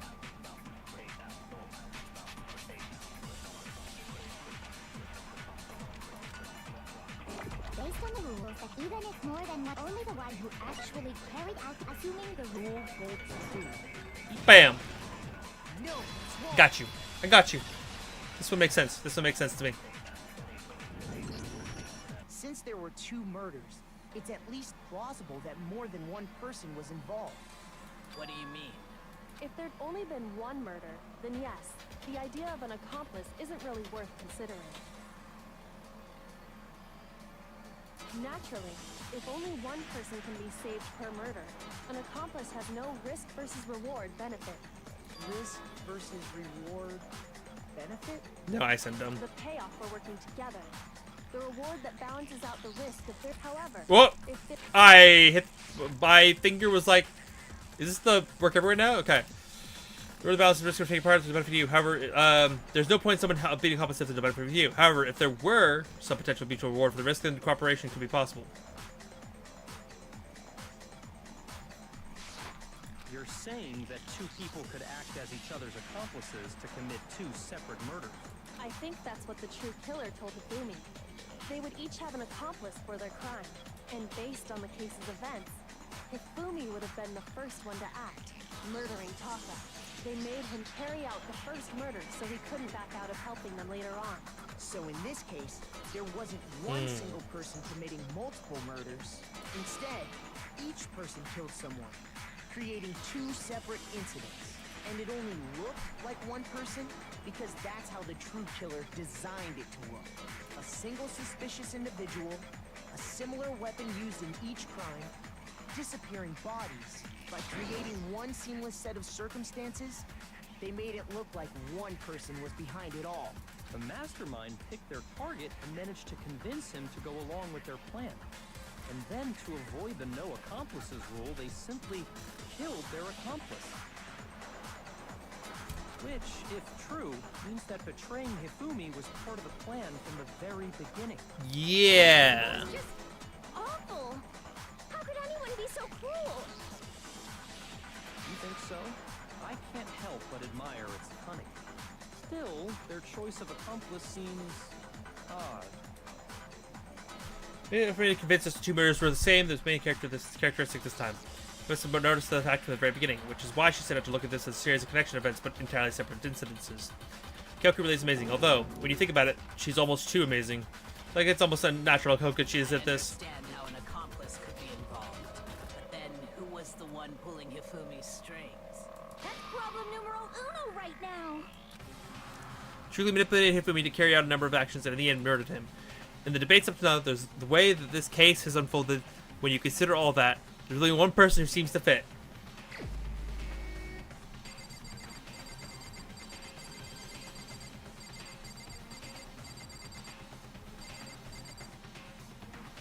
So chat, Now, if we go back in the video, like an hour, when we were first wandering around, she slipped up. She said one single line that she slipped up, but I caught it. And I made a face, but I don't think anyone noticed. Those of you who realized she was killer might have noticed. But she said, implying those two guys, when she could not have known that Taco was dead yet. So I'm confident it's her. Both in my past knowledge and my current knowledge. So I'm the suspicious individual now, am I? I really do hate this kind of joke. A joke? I wonder. So what you are saying, then, is that I specifically chose to work together with Hifumi. The idea that I would choose to spend any amount of time interacting with him, that I would go within 10 feet of that shit from brains, that lazy, worthless goddamn idiot! Someone's mad that Hifumi had to clean his glasses because he put too much blood around. Pardon-moi. Just to be clear, there is evidence to support it. Is that so? It is. Throughout the investigation, there was certain behavior that was common only to the two of you. Considering what we've learned so far, it only further proves that the two of you were working together. And now Byakuya goes all Phoenix, right? Or rather, I should say, Edgeworth on him.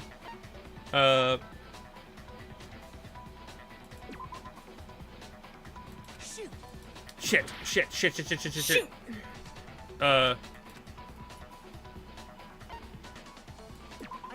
Ooh, the encountering subsistence. I didn't read the first one. I went right and read the second one. I said that makes sense. Doesn't it?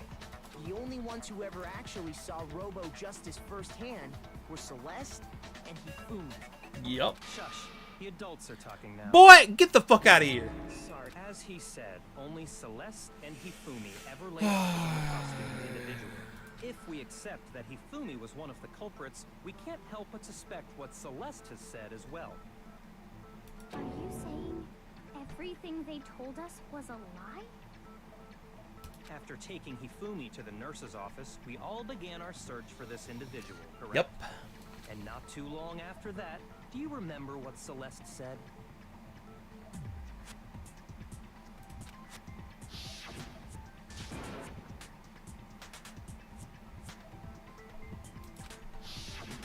We headed to the second floor specifically because of what she claimed to have seen. Next, to draw us all to the physics lab up on the third floor, She let out a blood-curdling scream. and when we'd all come to see what was wrong, what was it she said?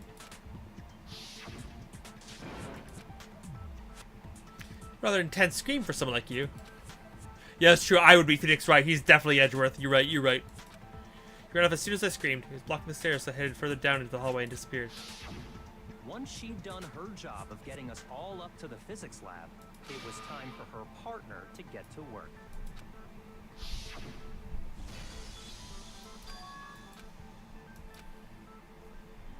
Must have been Hifumi. He's in the nurse's office.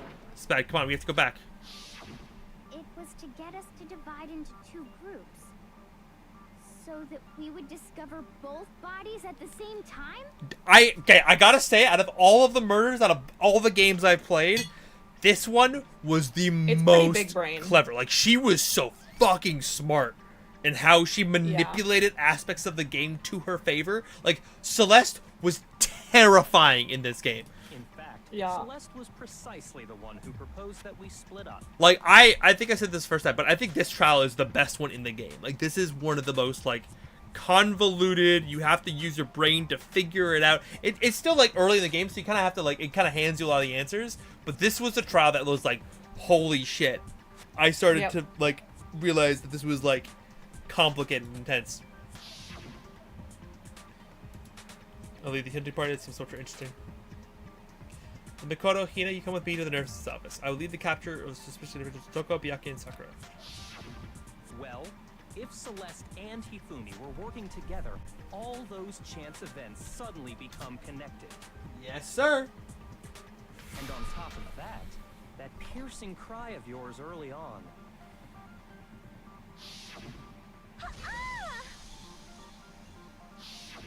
That was to signal Hifumi, wasn't it?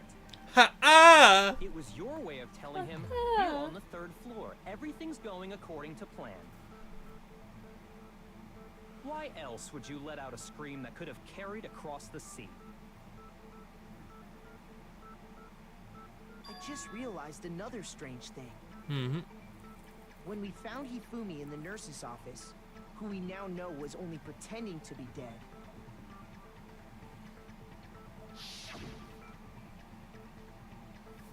So they're not expecting this. I don't imagine that Hifumi would be murdered.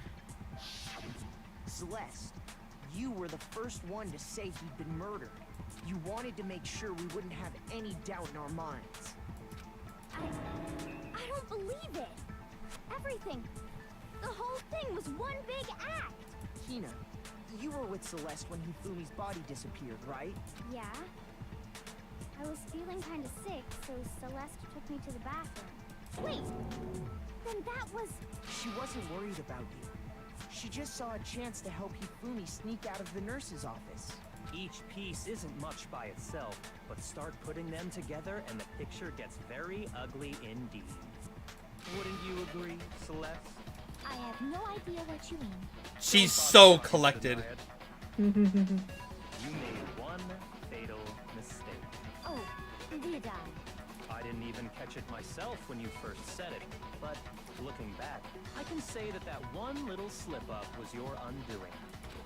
What are you talking about? I'm talking about what you said after Hifumi's body disappeared and we returned to the... This is what I was talking about, because I remembered and I was paying attention. And I fucking figured it out. I feel like Byakuya, I'm too big brain for this shit now.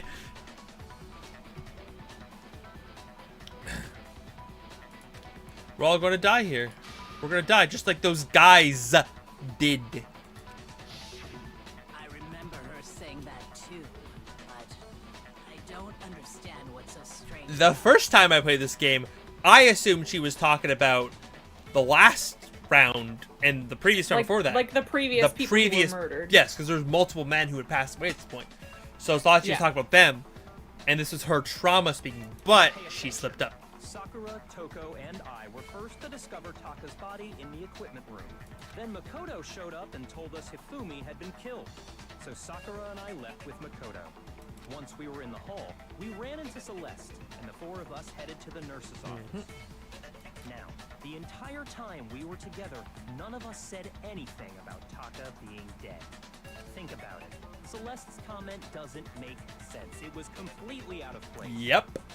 Yeah, I see what you're talking about. Although I don't really get what it means. Don't make me do another Hangman's Hear Cabin. that, Celeste? Everyone's having some trouble understanding. Could you repeat what you said? If you're really not the culprit, you shouldn't have any problem repeating it, right?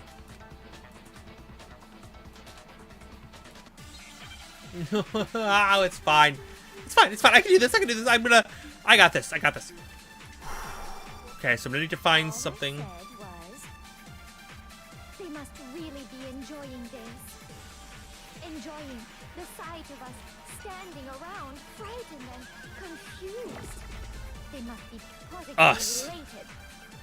We are all going to die here. All. We are going to die, just like those guys died. And that is all I said. And that's all it takes to finish this. It's obvious, isn't it, what was so strange about Celeste's comment? All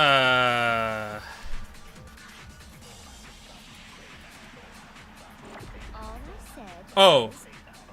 Oh, okay. We are all going to die. And that is all. And that's all it takes. What was so strange about Celeste's comment? What? Shoot. Shoot. All I said was, they must really enjoying the sight of us. They must be.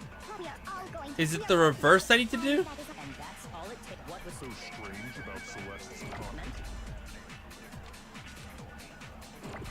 Is it so strange? Enjoying the sight of us. They must be. We are all going to die. We are going to die. Just like those. Bro, if two things contradict each other, it doesn't mean that one contradicts the other, but the other one, but the second one doesn't contradict the first. They still contradict you. Celeste should have said, That's my one gripe, but I understand. I get it. when she said that, none of us had told her Taka was dead. Okay, that's fine. Exactly. And we didn't run into her until after we were all out in the hall. So there was never any chance for her to have seen his body in the equipment room for herself. So how did you know, Celeste? How did you know more than one person had been killed? And how did you know they were both guys? Because Kyoko had also disappeared, right? So she could have been dead too. You all have such vivid imaginations. You know that? You claim that I was lying when I told you about the suspicious person I saw. I deserve the lollipop, chat. Let's Then go. what about the picture I took? How do you explain this picture of the costumed villain dragging Hifumi away? It has to be some kind of setup, right? So let's put the suit on. And then she used the camera's timer to... Have you so quickly forgotten? You are the only one who could have possibly fit into that suit. Plus, I happen to know that this particular camera does not have a timer. In other words, it is an unassailable fact that this is a picture of Hifumi being dragged away. Is it? If everything I told you was a lie, how can this picture exist? Simple. Are we sure that's really a picture of the suspect dragging Hifumi away? I don't know. What could you possibly mean by that? Surely there are other explanations than the one you know. No, there is no other explanation.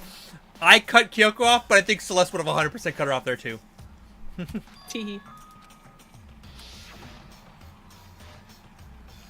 I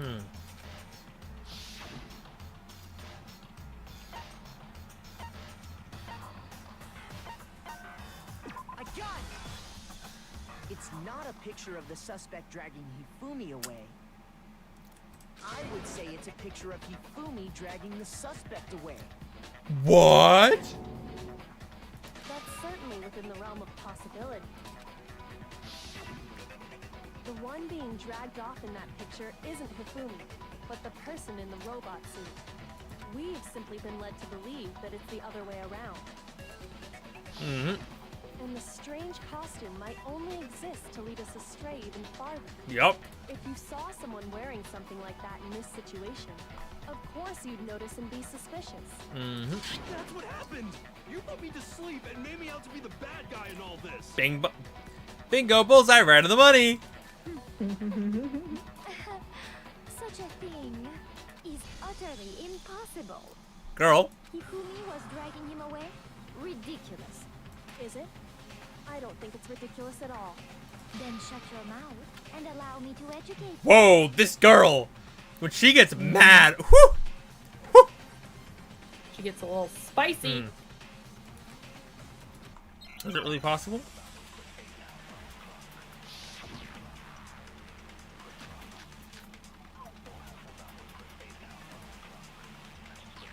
You dressed me up in that suit after I passed out! Then you just draped me across Hifumi and had him carry my weight! You tried to make me look like the bad guy! Like I said, ridiculous. As you can see in the picture, the suspect is standing perfectly upright. If the person inside the suit was unconscious, there's no way they could stand up straight like that. Then the fortune-telling idiot is the culprit after all! No way!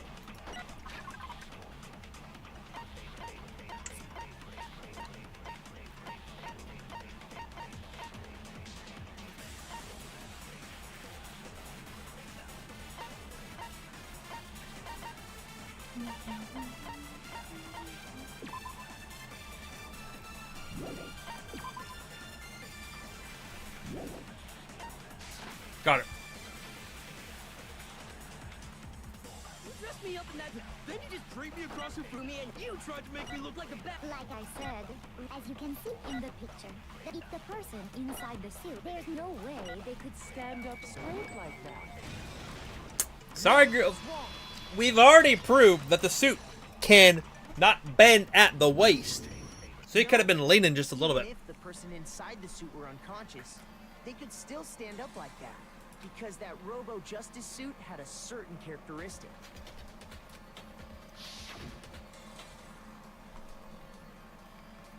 Can't bend at the waist. Perfect for having a person stand up perfectly straight without having to fall over you when the person inside was unconscious.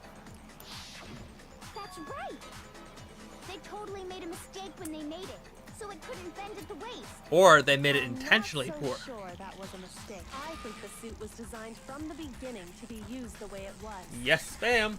Yes, sirree, Bob. Yes, ma'am. Oh, now that's a reaction. Celeste took the suit they'd specially designed and stuffed Hero into it. That's how they were able to fake that whole thing. The point of it all was to make us believe whoever was in the suit was to blame. She's starting to really freak out. Well then, I suppose this is checkmate.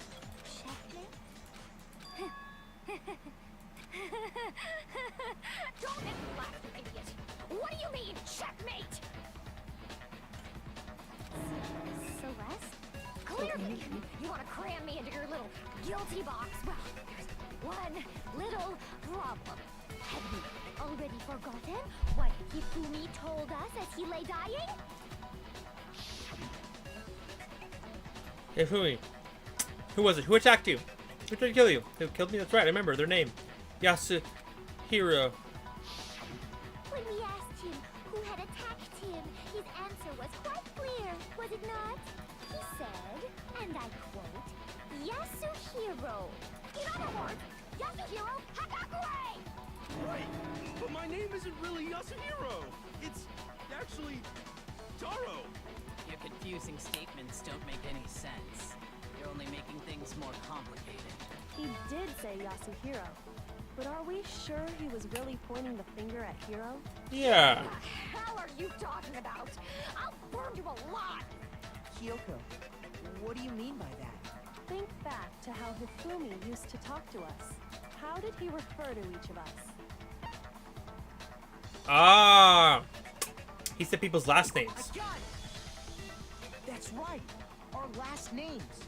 He called us all by our last names. Mr. Nagi. Exactly. I know I heard him say Mr. Naegi more than once, for example.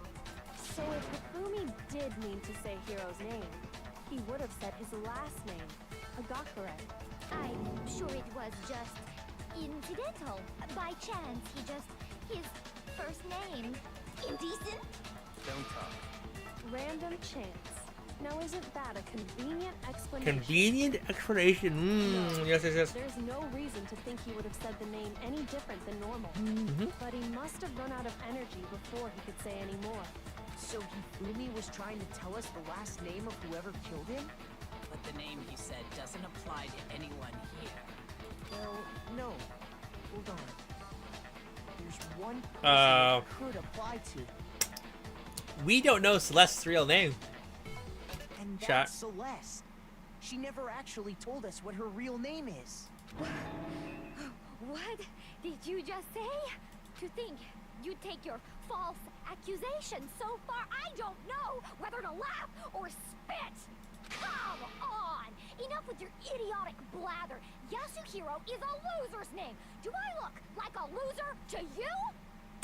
Currently, you look like a killer to me. Well, do I? What? I think I've earned the right to be a little on edge. Okay, then fill us in. What's your real name? Make sure your ear holes are wide open and listen up! My real name is Celestia Ludenberg. Could you please stop making me repeat myself over and over again? Her facade is breaking, as is her European accent. Yeah, exactly. Yup.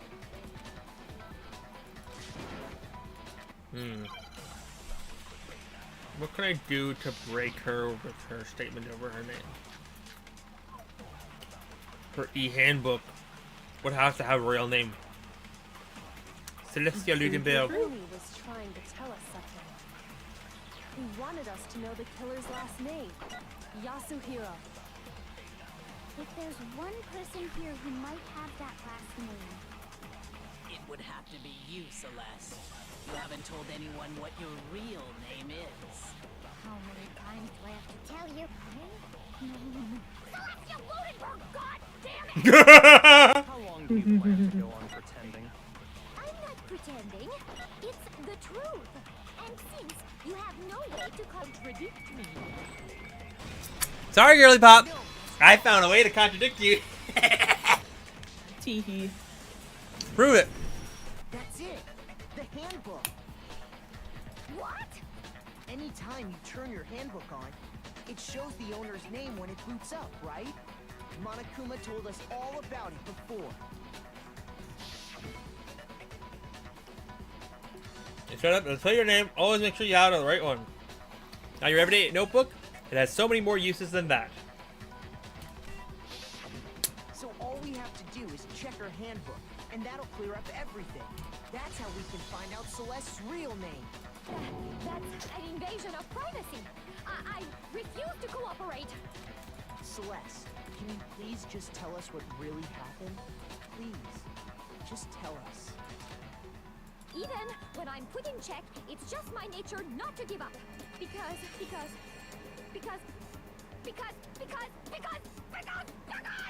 until the game's over, you never know what might happen. Fine then. Let me settle it. Let me go over the case again. From the Here we go, chat. We made it to the end. Dude, we're fucking flying through these chapters now. that'll bring Yeah. everything to an end. Okay. Oh my god! Face. Look at Fumi's fucking face there! Mm. He looks like one of those scrunchy faced dogs. Yep.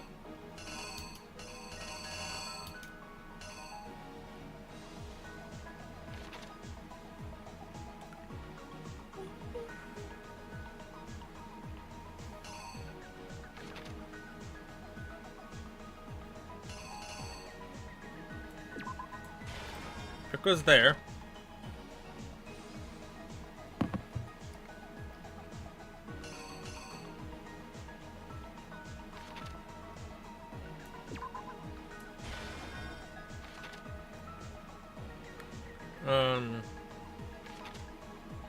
I forgot about him spinning around with the paint.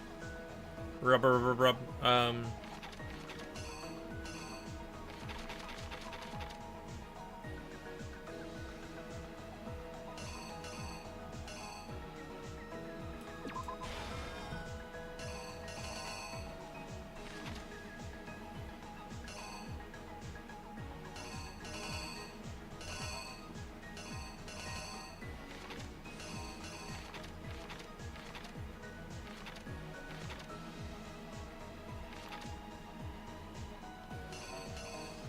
Where's him pushing? He's got to push. Oh,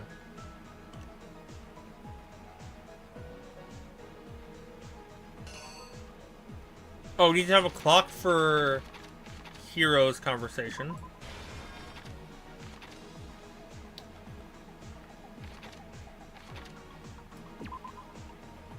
And a clock for Mr. Taka.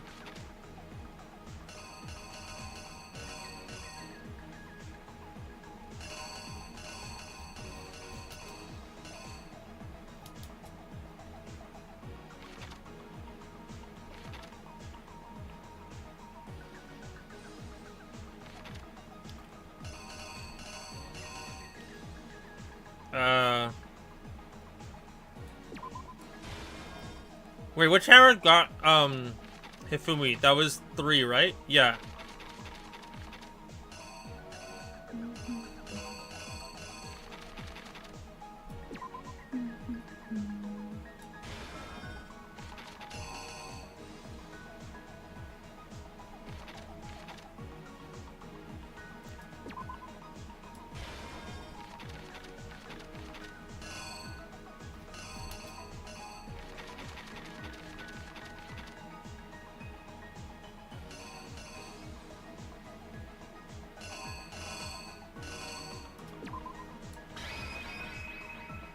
Yeah. Here's exactly what happened. We're gonna try this. Before anything, the killer persuaded someone to help carry out the murder. And that person was...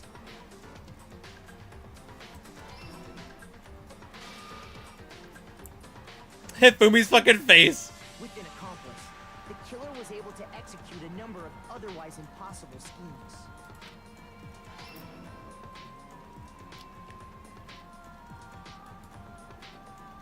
First, they convinced someone to meet them in the rec room last night at 1 in the morning. That someone they met with was Hero. The murderous duo intended to pass Hero off as the prime suspect. So when they met up with him, they drugged him, knocked him out, and stuffed him into the Robo-Justice suit.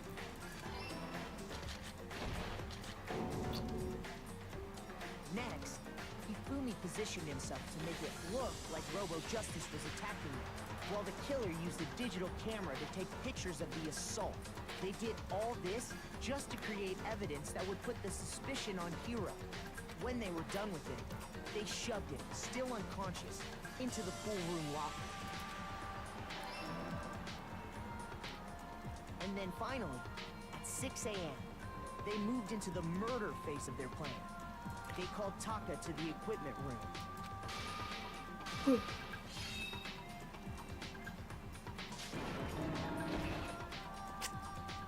And that's where Hifumi killed him, making it the scene of the first murder. Yep. The murder weapon was Justice Hammer 4, which was left there in the equipment room. The reason Hammer number 4 was used was to create confusion about the order of the crimes. So, next they falsified 2 more assault incidents. For these attacks, the killers pretended to be the victims, to solidify Robo-Justice as the suspect. The first fake incident was the attack in the rec room. There, the killers wanted us to see Justice Hammer 1, and the Robo-Justice pictures they'd taken. They wanted to make sure we bought the surprise attack store. The second fake incident was the attack in the library. This time, they planted Justice Hammer 2 and an injured Hifumi to sell us that story. With these 2 incidents, the killers were able to create a certain preconception in our minds that the suspect was increasing the size of the hammers and attacking people in order as they did. We fell right into their trap and started looking for the suspect based on that. But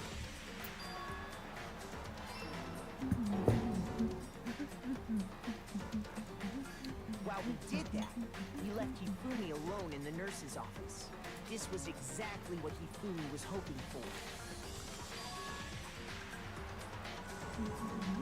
He took a blood packet from the refrigerator and Justice Hammer 3 and turned the room into a crime scene in which he himself had apparently been brutally murdered.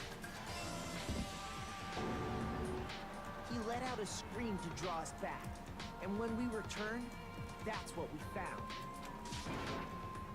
Meanwhile, the other group that had been out searching found Taka's body at the same time. So when we heard the body discovery announcement, we naturally assumed it was for Hifumi. We left the nurse's office, and Hifumi... Dude, this is definitely, like, as I said before, one of the most complicated murders. Like, this was so good. When we learned his body had disappeared, we all rushed back to the nurse's office. And once again, Hifumi had the chance he was waiting for. This time, he snuck into the equipment room.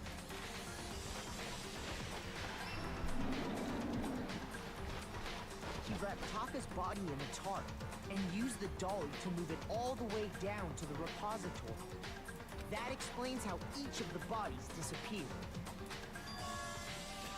Actually, crazy point of detail. I thought that at one point I thought that Taka was, like, the first time I played this game, I thought that Taka died when being transported, and that's why there's the blood inside the tarp, and that it's they hit his head when he was inside the tarp, and that's how they were able to, like, fake the crime scene multiple times. Like, I thought Taka had, like, died in a totally different location. Like, I was so, like, conspiracy theorying at that point, because I'm like, it's already so complicated.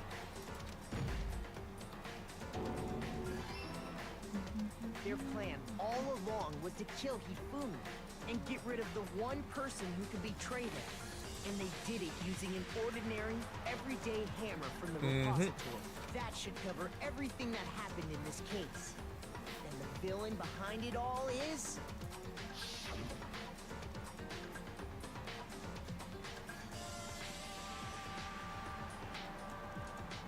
And then they kissed. Mwah.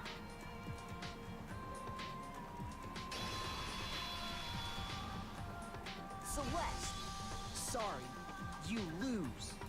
Thanks, Makoto, for that wrap up. You lose. Lost? I lost? When was the last time I was forced to utter such words? They hang heavy around my neck. Then you admit it? You're the killer? Listen to you, trying to take charge, as if you're my private instructor. I, Celestia Ludenberg. Actually, no. Taiko Yasuhiro is fine. Taiko? Ayo. So, you finally accepted it. I'm the kind of person, once I've lost, I don't like things to drag on. Interesting.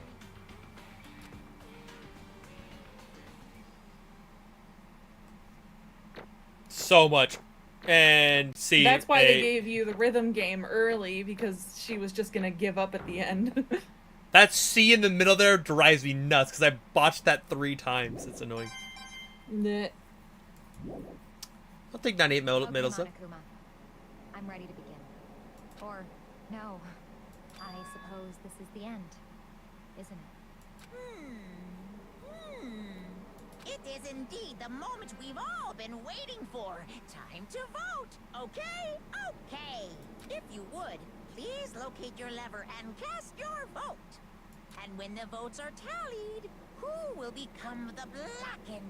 Will you make the right choice or the dreadfully wrong one? I don't know. What's it I gonna don't be? know. What's it gonna be?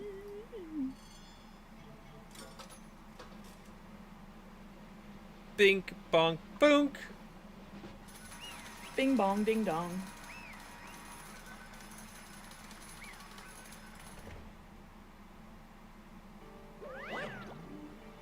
Thanks for at this point, but once again, you're totally correct. The blockade this time, the true killer who devised the whole stink scheme was Celestia Ludenberg, or more precisely, Taiko Yasuhiro.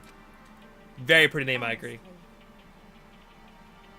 Well, that sucks. His trying to work with someone else was my mistake after all.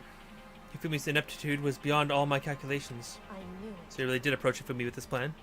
How'd you get him to agree? I can't imagine he would have happily agreed to commit murder. I'm sure she relied on her speciality, lying. My speciality, don't make me laugh. I didn't have to lie to get him to agree. So then, And did you use, you know? I knew you figured out Kyokyo.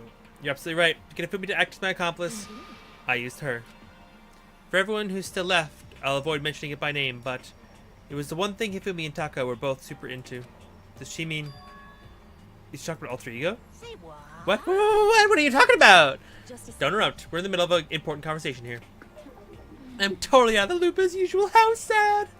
in other words. And you're the one who stole it. Indeed. That's right. I see. And you used it to drag Hifumi into the plan you'd come up with. Right again. Last night, after we had our meeting about how it disappeared, I paid Hifumi a little visit. What are you doing here? Actually, I was hoping I could talk to you alone.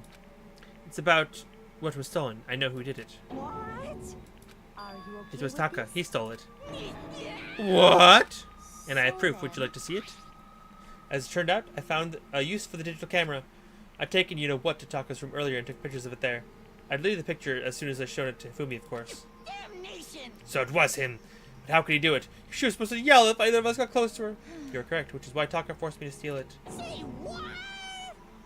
As for me, Please forgive me. He threatened me. Oh. He did? as for He me, came to my room last night unannounced, and then it's hard for me to say. He abused me. What? And he took pictures. He said if I didn't do as he asked, he would show them to everyone. So I had no choice. Damnation! That's a crime, an absolute crime. I knew he'd gone a little crazy, but I never imagined he would go that far. It was amazing how completely he bought it. Can't express how enjoyable that was. I'm about to say something I've never said before in my life. I'm going to kill him. I'm going to fucking kill him. I forgot he swore. I'm going to fucking kill him. most unfortunate. Wait, please, if you go now, you'll be paying right into his hands. Huh? Actually, Taka's planning to use her to escape. And he's made you his target. What? Escape, you don't mean. Taka's gonna try to kill you. indeed. And all so he can keep her to himself. That bastard! Bastard, bastard, bastard, bastard! Honestly, Can we allow him to continue with these barbaric acts? Absolutely not. How could I? She. I swear, I will save her! actually, Then would you like to join with me? It just so happens I have come up with a plan. I have devised a way to reclaim what he has stolen and escape this dreadful school. And with that, it is complete. What are you talking about? Oh, nothing. Phoebe agreed without a second thought.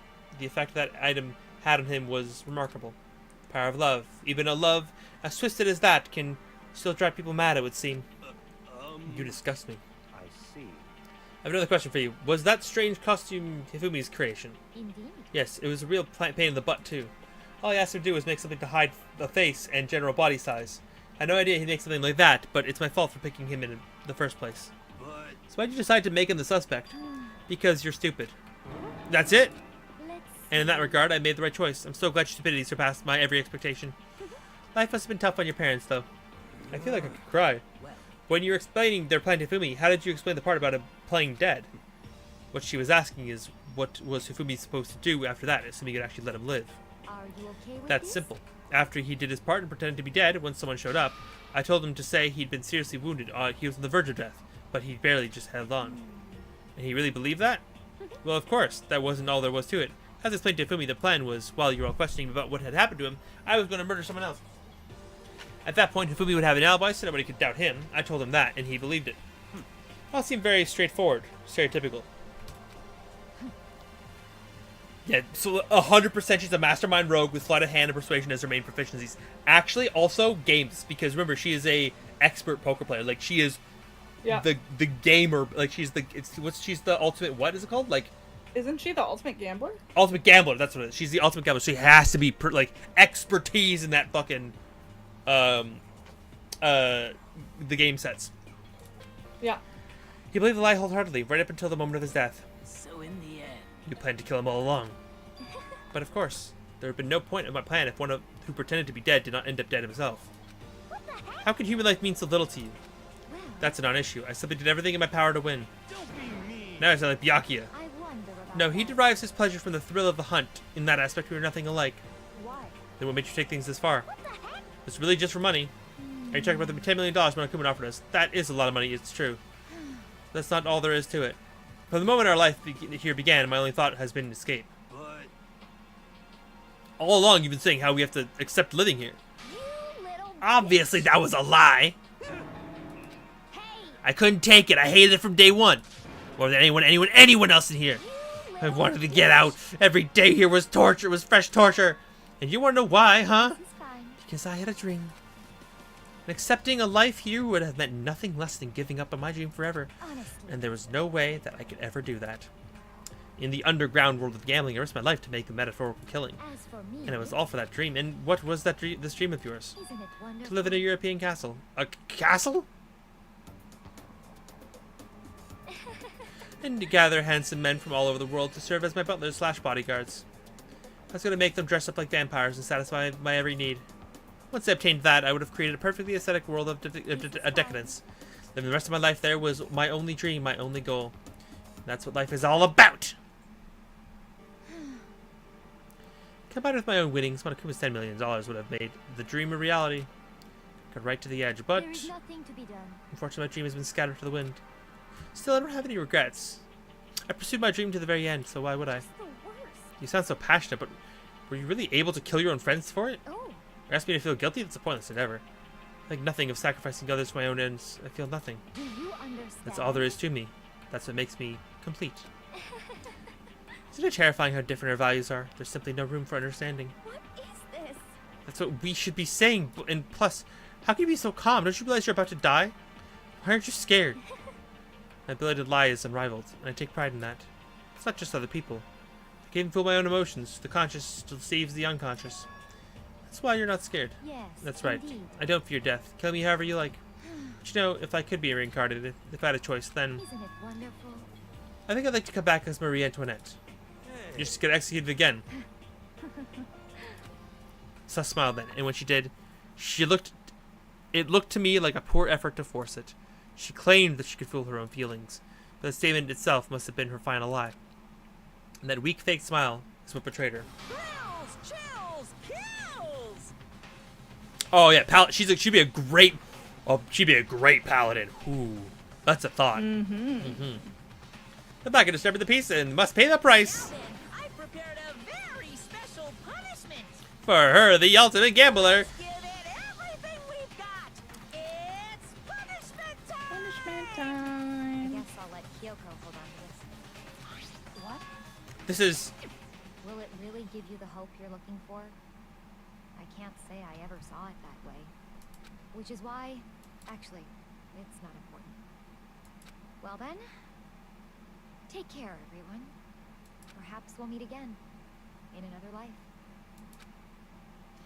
I think this is the first one that I remember, like I knew what I was getting into, and I felt like her motives were, like, weak, and I felt like there was more, because I didn't really trust her statements, because everything was a lie.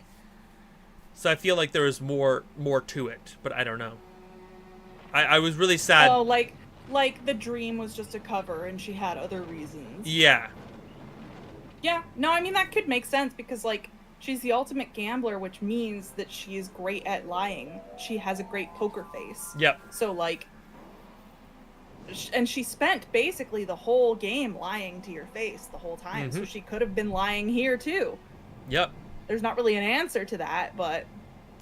Yeah, I think Celestia was probably the first one that I, I was sad to see her go, and I really didn't want her, because she had such an interesting, like, character, and I wanted to get to know her more, and then she was, like, gone like that, and I was like, but...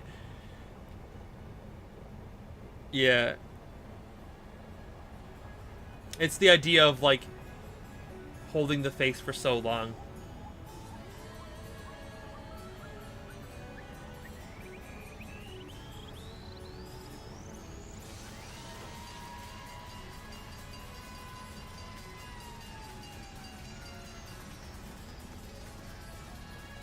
I forgot she gets hit by a fire truck.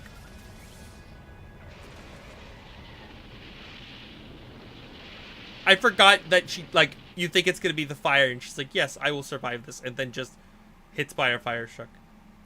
Yeah.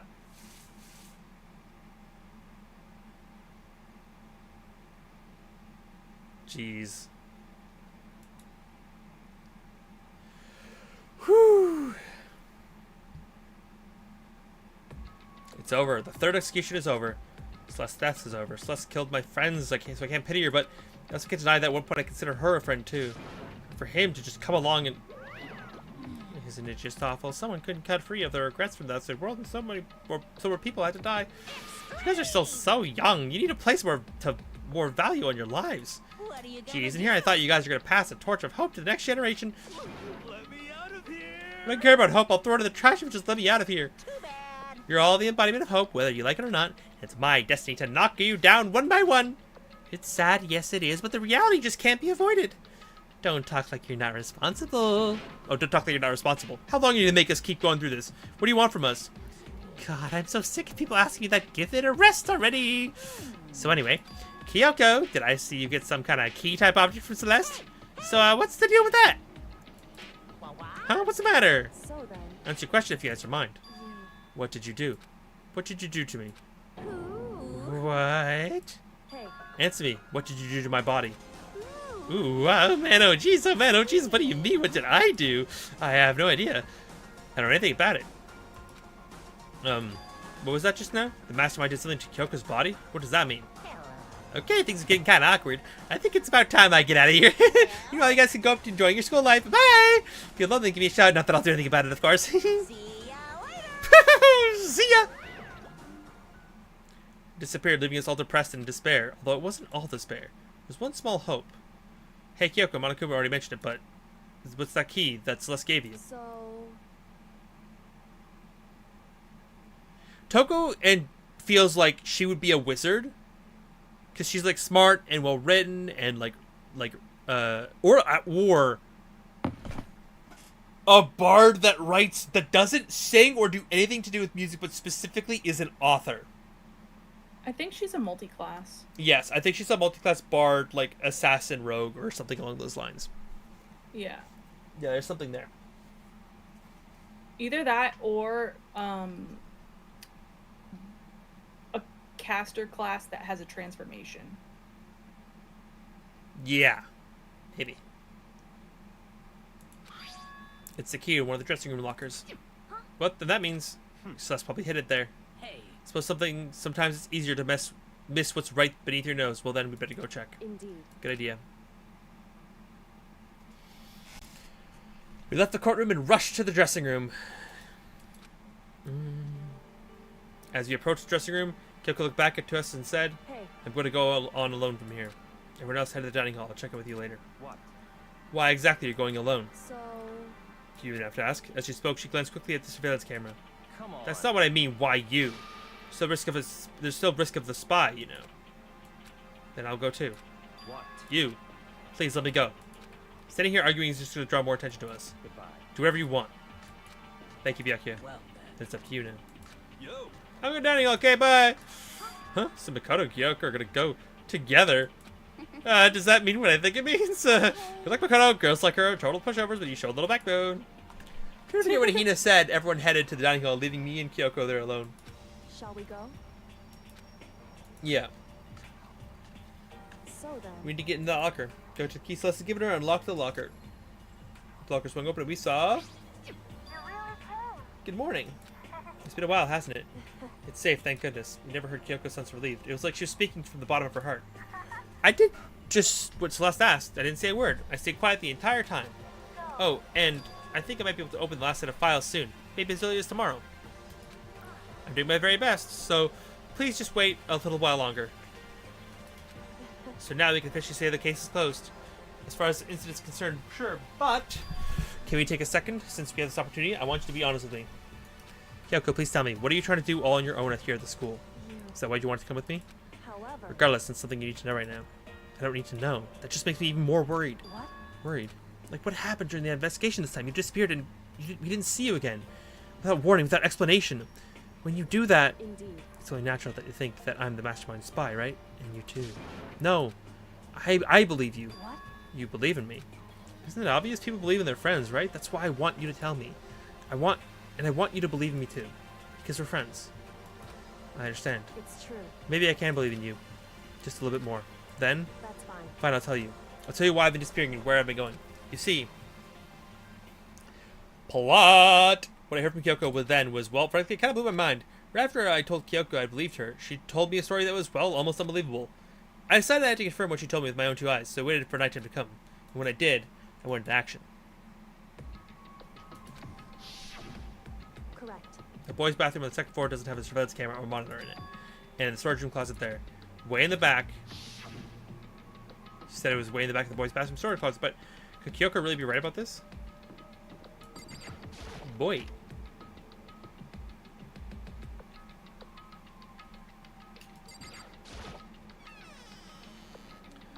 As far as I can tell, no storage closet. Think Kyoko could really be hidden here? There's a bucket. Oh! There's a door frame! But I mean, seriously? Without thinking, he placed my hand in the back of the storage closet, and suddenly, as if I were being yanked in, Gashunk. At the same time, as I heard the sound, I fell through the wall. I had no idea what was going on. Ba-dump. I had fallen through the back of the storage closet. Huh? It turned out the back wall was just like a revolving door, and I made my way to the other side. Just like what Kyoko said. Correct. In the boys' bathroom second floor, there's a storage closet, and way in the back of the closet, there's a secret room. So this is the secret room, but what's in here?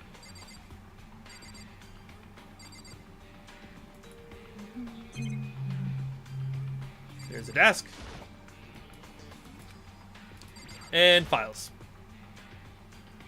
Volume after volume of yearbooks. They're all covered in dust. Looking at everything, one file at the edge of the bookshelf caught my eye. Hope you got my student registry. It's the only thing here that's not covered in dust. Has someone been looking at it recently?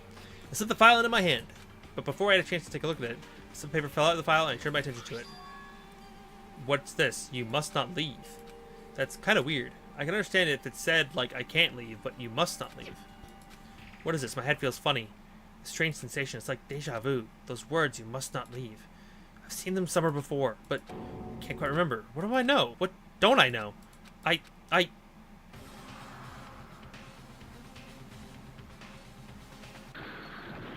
Bonk. I forgot about that! Like a shaking Bonk. my brain back and forth. And then darkness. I don't understand what's happening. I don't understand who started it. It's all over. And with that, I opened my eyes. I didn't know how long it had been. Ugh. Oh, apparently something hit me and I lost consciousness. That's all I understood. The dull throbbing pain in my head proved that much at least. Well, shit. Look at all the information we just lost. God damn, I forgot about this. I remember it now that it's happened, but I forgot about it. Empty. Gone. It's all gone. The yearbooks, the student registry, and even the most note that had fallen on the floor. It's all gone. What does this mean? My brain refuses to do any more work. Since the pain in my head begins to spread across the rest of my body. For now, I should go back to my room, get some rest, and tell Kyoko that we lost all the important stuff that she found in the secret room in the back of the closet. Body was She heavy with trusted pain, us for 2 seconds. and I got it stolen, lost, and burned, probably. My mind heavy with thought, I dragged myself back toward my room. Somehow I made it back to the first floor of the school. Ugh, the farther I walked, the more I felt things are getting blurry. I can't see in front of me. I saw myself collapsing right there. And after that, huh? As if from a vast distance, I heard a sound. It was faint but undeniable. That sound, it's coming from the gym? As I just hauled my shaky frame toward the gym, the sound got stronger and stronger. What's going on? It can't be nothing. Here in the gym?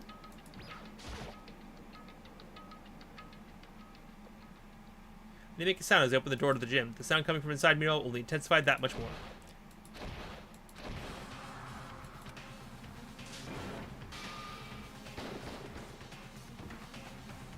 I forgot about this. Yep. Before me, their rage battle beyond anything humanly possible. No one side's not human. One side's not human, that's for sure. But regardless, I couldn't stop staring. I forgot to move or even breathe. Why, you? What do you think you're doing? I asked you a question. What's the meaning of this? How dare you defy me? This wasn't part of the deal. The deal? I've made a decision. I will no longer retreat, no longer compromise, no longer regret. I've made my decision. I'm going to resist you. Okay, but you do realize what will happen if you go through with this, right? You haven't forgotten, have you? What I'm holding hostage? What am I looking at? What am I hearing? A hostage? Then could it be the mastermind spy is Sakura? Next generation legend, stand tall, galactic hero! The end. Dish, dish, dish. Ba-doom. And that's going to be the end of the game for now. Thank you so much for watching. We did a long stream today, or longer for me, I should say. But thank you so much for hanging out. I really appreciate it. If you made it all the way to the end, we're going to watch this later. Ignore that. Oops. We're going to watch it later. Thank you so much for watching. I really appreciate it. If you haven't made it till the end of the video, I thank you for the viewer hours. But it means that we're getting closer to our emotes we have on YouTube that you can use through the Discord server and then be able to use on other people's channels. And we get more emotes if we hit more goals on YouTube as well. So, that being said, if you want to help out the old algorithm thing, make sure we can get more viewership and make sure we can get more emotes so I can give you guys cool art from Katie. Ooh. Then maybe drop a like or subscribe, because then that means the content does the content thing, and we take Corpora's money. We'd gladly we'll take Corpora's money. Let's be honest. We love Corpa's money. Yes, as someone who's been playing a lot of Repo lately, we like taking money from Corpa. Thank you so much for watching. I really appreciate it. Thank you for hanging out. I love you all. Take care, and I'll see you later. Bye, everyone. Okay, chat. Let's go raid. Wait, what? Oh, no, I hit the wrong one. Ha!